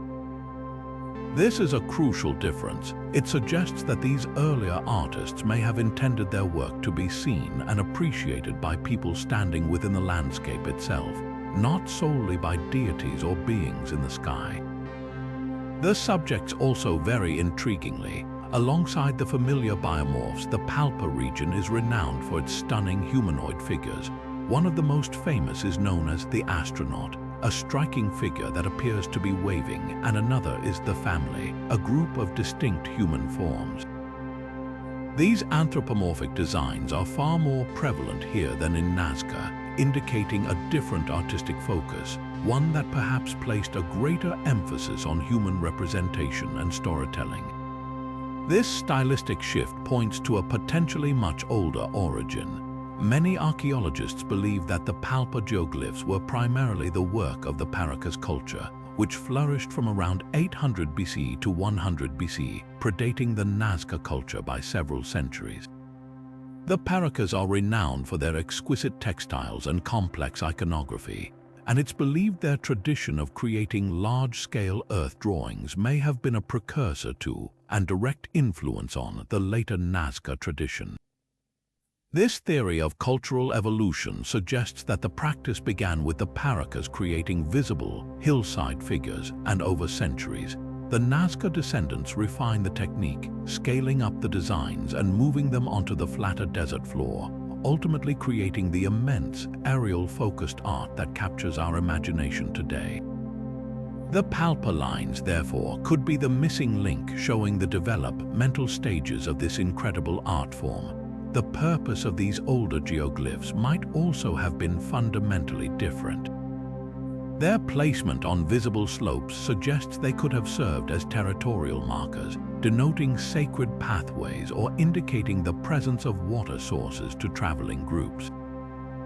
They may have been closely tied to funerary practices, as many are located near ancient cemeteries, perhaps acting as giant guardians for the tombs of important leaders or as symbols of clan identities.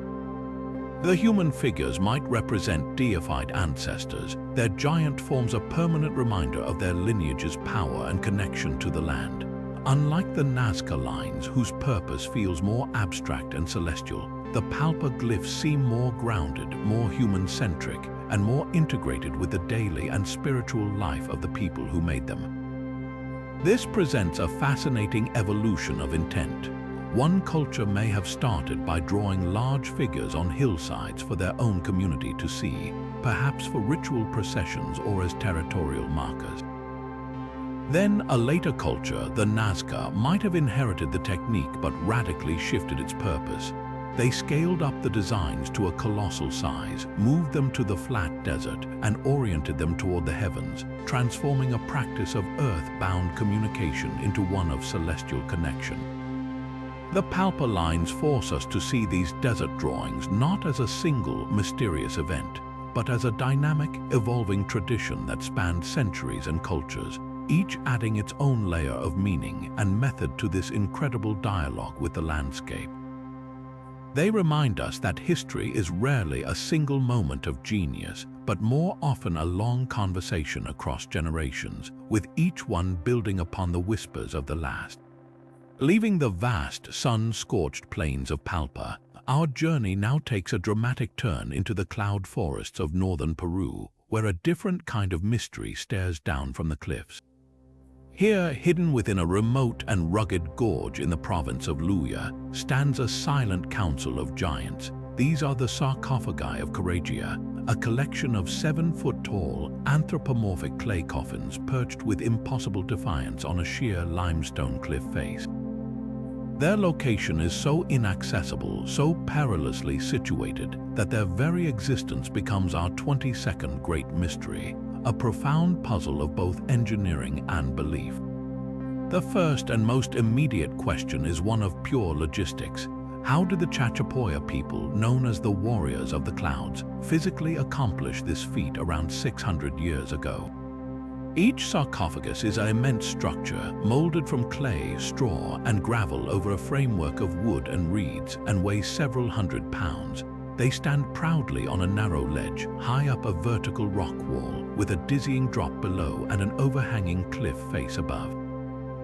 There are no stairs, no paths, and no apparent scaffolding. The most plausible theory involves a breathtaking display of mountaineering skill and teamwork. Builders likely descended from the top of the cliff using sophisticated rope systems made from sturdy vines or fibers, much like modern rappelling.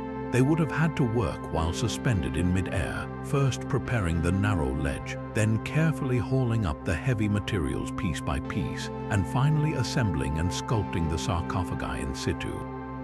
The effort speaks of a monumental, community-wide commitment to honoring the dead, an endeavor that must have required incredible courage and coordination.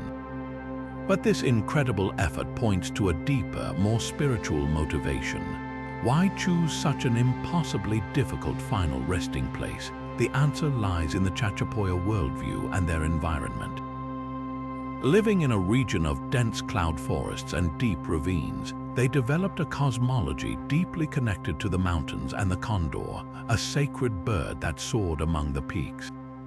By placing their most important deceased leaders in these high cliffs, they were effectively returning them to the sacred realm of the Apus, or mountain spirits.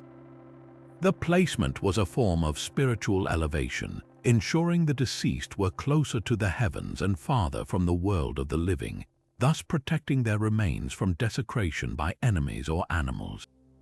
It was also a powerful statement of status and eternity. By being literally unreachable, these individuals were set apart as permanent, watchful guardians over their descendants and territory. their physical presence forever dominating the landscape. The sarcophagi themselves are masterpieces of funerary art designed to be seen from afar.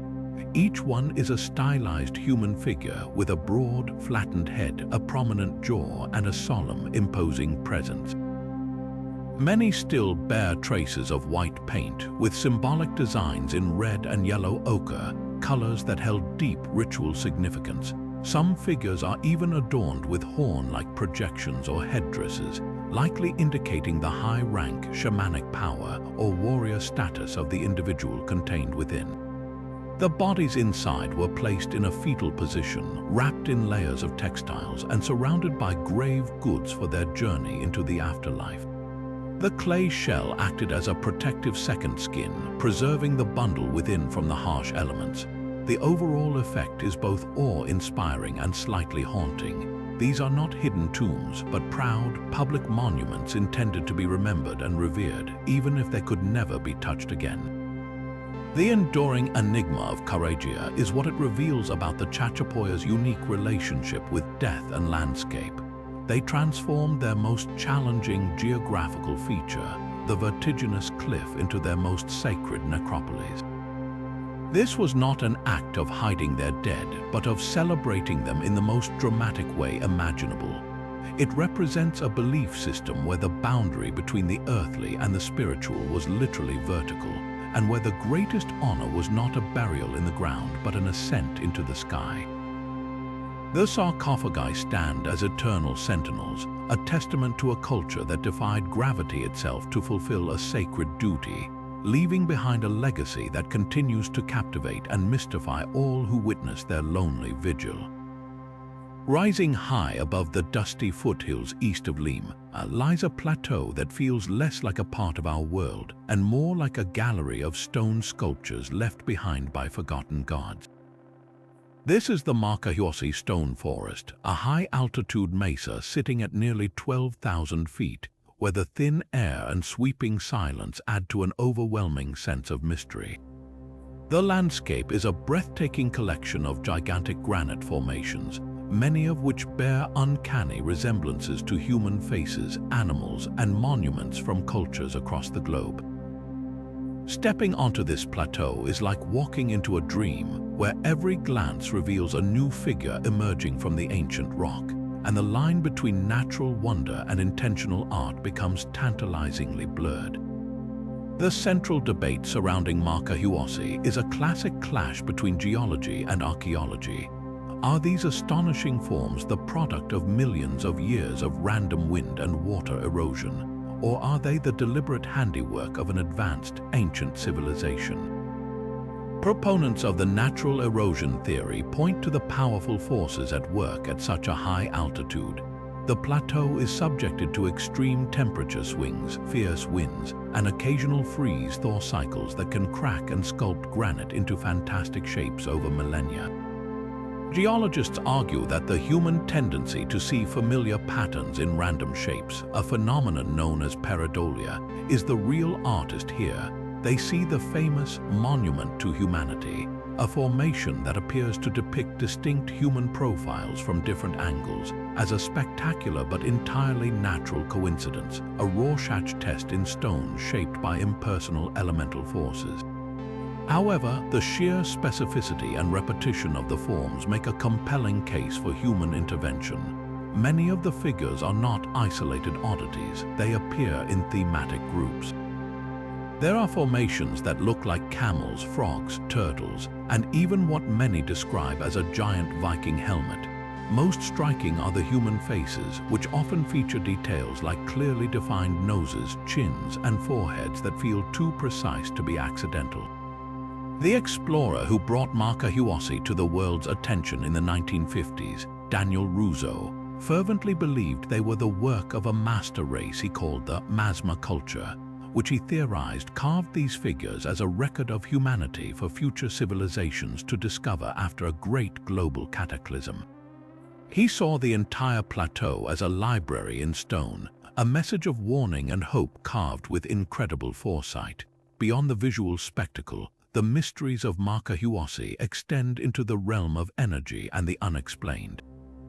The plateau has gained a formidable reputation for strange magnetic anomalies. Visitors and researchers have reported compasses spinning erratically, electronic devices malfunctioning without explanation, and pockets where batteries are drained of power at an alarming rate. These accounts suggest the presence of unusual mineral deposits or perhaps even unique energy fields that science has yet to map or understand.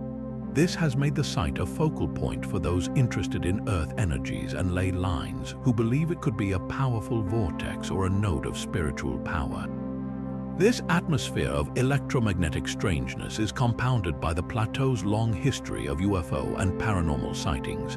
For decades, people camped on the cold, open mesa have reported witnessing strange lights performing impossible maneuvers in the night sky, silent crafts moving against the wind, and even experiences of missing time. The combination of the eerie rock formations, the high altitude, the magnetic weirdness, and these persistent reports creates a perfect storm for the supernatural. It's easy to see why many believe Machu Picchu is not just an archaeological site, but a portal or a landing ground, a place where the veil between our world and others is unusually thin. Whether one sees it as a geological marvel, an open-air museum of lost antiquity, or a hotspot of extraterrestrial activity, the Machu Picchu stone forest refuses to be easily categorized. It stands as a powerful monument to the unknown, challenging our perceptions and inviting us to question the stories we tell about our planet's past. It is a place that humbles the scientific mind while igniting the imagination, a silent, stony puzzle waiting at the roof of the world for each new generation to try and decipher. Stretching over 25,000 miles from the misty cloud forests of Ecuador to the arid deserts of Chile, the Quipu stands as one of the most staggering engineering feats of the ancient world. This was not merely a path, it was the vital central nervous system of the entire Inca Empire, a web of stone and ambition that bound together the most topographically dramatic empire in history. To call it a road system feels almost inadequate. It was a monumental declaration of power, a tool of control, and a testament to an organizational genius that continues to defy easy explanation. The mystery is not just how they built it across such impossible landscapes, but how they used it to administer a realm of such breathtaking diversity and scale with a speed and efficiency that seems almost supernatural. The construction itself was a never-ending battle against geography. The Incas did not have the wheel, draft animals, or iron tools.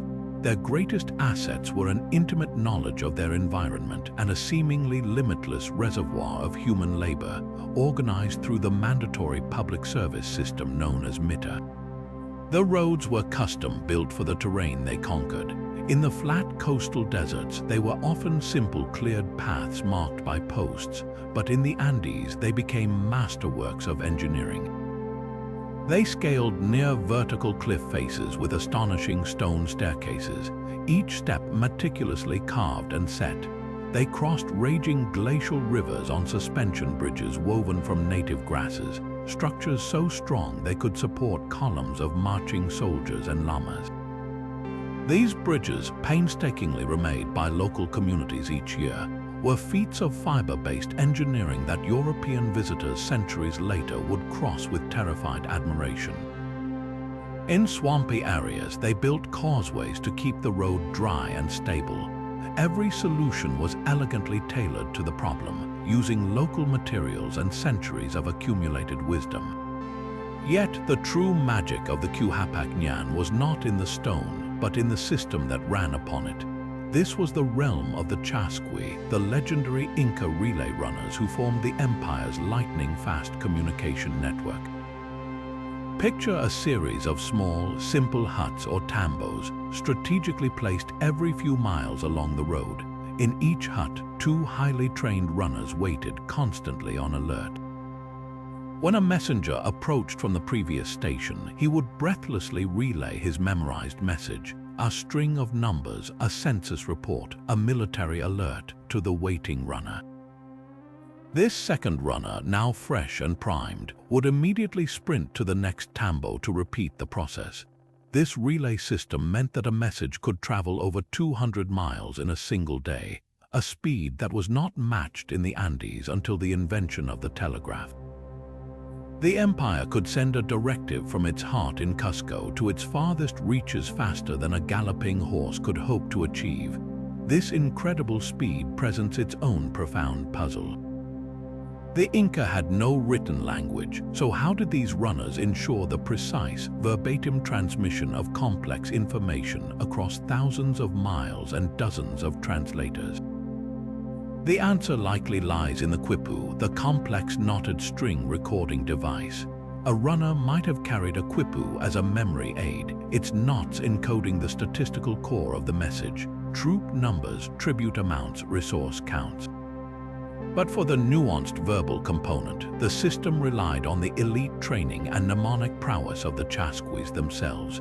They were not just simple couriers, they were highly respected professionals, raised from youth for this duty, possessing incredible memories and physical endurance.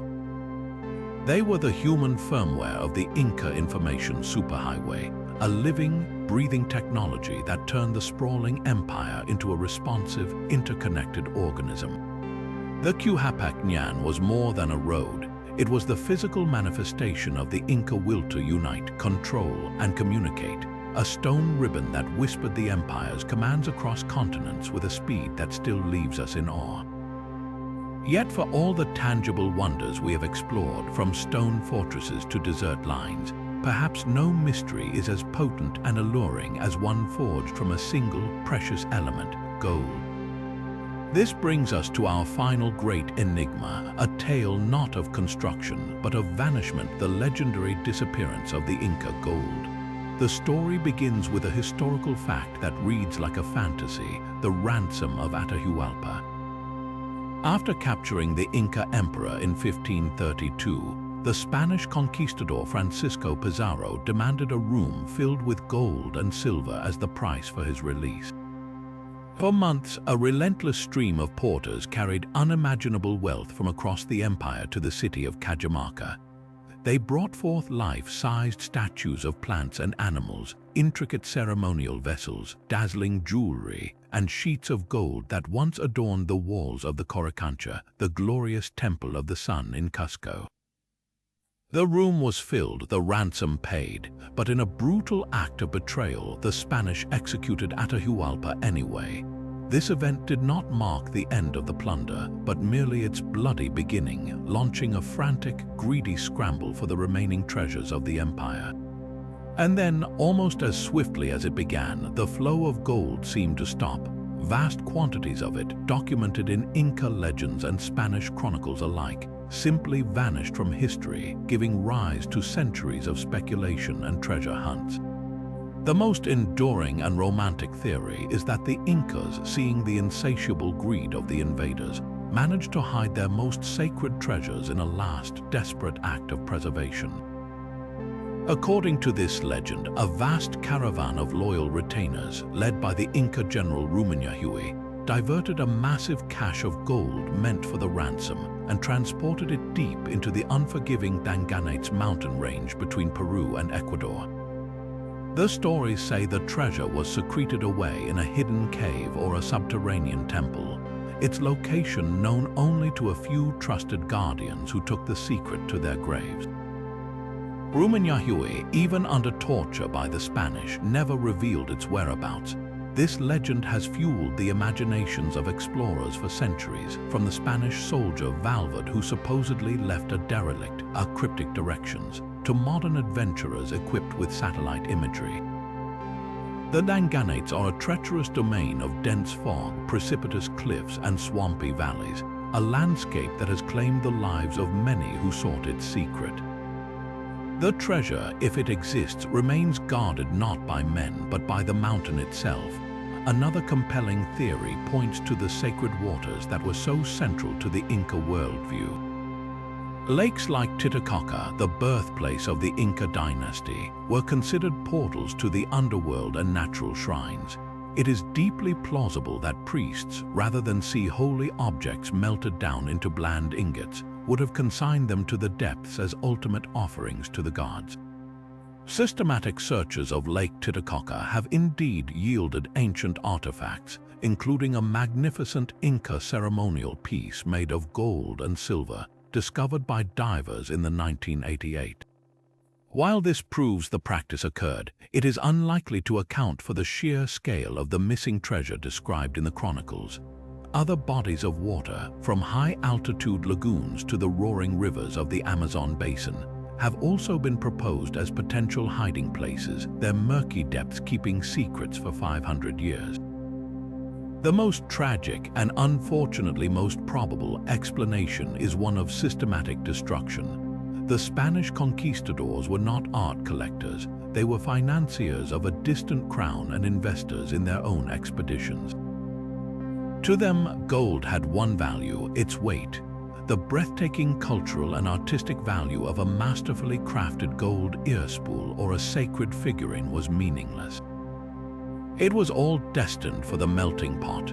The great works of Inca metallurgy, which represented millennia of artistic and technological evolution, were fed into furnaces and converted into standard-issue gold bars for easier transport back to Spain on the treasure galleons. This industrial-scale melting erased entire libraries of cultural history in the flames, transforming unique masterpieces into anonymous currency. The true tragedy of the lost Inca gold is not just its physical disappearance, but the irreversible loss of knowledge, artistry, and spiritual meaning that was melted away forever. The mystery, then, is not solely one of location, but of legacy, a haunting reminder of how much beauty and history was sacrificed to greed, leaving behind only whispers and a glittering, elusive dream. As our journey through the enigmatic wonders of ancient Peru comes to a close, we are left not with definitive answers, but with a profound sense of awe at the sheer breadth of sophistication achieved by these incredible cultures.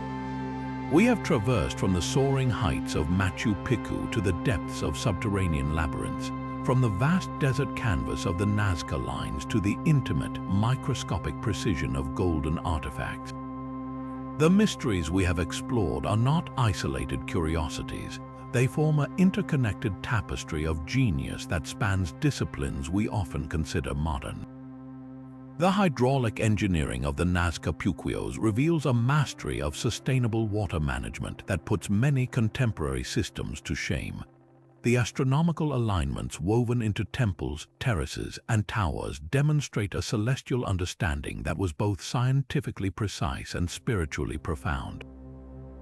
The medical knowledge evidenced in trepanation, the logistical might of the Quipu, and the seemingly alchemical metallurgy all point to civilizations that were innovators, scientists, and artists of the highest order. These puzzles stand as a powerful reminder that the history of human achievement is far deeper and more complex than any textbook could possibly contain. For every story that has been passed down, there are countless others that have been lost to time, conquest, or the simple fragility of knowledge. The silent stones of Ollantaytambo, the unread knots of the quipu, and the vacant band of holes all whisper the same tantalizing truth, that our understanding of the past is merely a sketch, and that vast chapters of the human story remain unwritten, waiting for us to discover new ways of reading them. These sites challenge the very notion of linear progress, forcing us to reconsider what ancient peoples were truly capable of, and to humbly accept that many of their techniques and wisdom may be forever beyond our grasp. This journey does not end here, it simply opens a door. Each of these 25 mysteries is an invitation to wonder, to question, and to look at the world with a more curious and open mind. These are not just Peru's mysteries, they are humanity's mysteries, and they belong to all of us. They spark our imagination and connect us to the countless generations who came before, who gazed at the same stars and sought to leave their own mark on the world. Now we want to hear from you. Which of these ancient enigmas captured your imagination the most? Does the idea of the Nazca taking to the skies fire your curiosity? or are you drawn to the surgical precision of Inca doctors? Perhaps the silent, watchful sarcophagi of Corregia or the cosmic map of the Temple of the Three Windows left you in awe. Share your thoughts and your favorite mystery in the comments below. Let's continue this exploration together, because the greatest discovery we can make is a shared passion for the incredible, untold stories of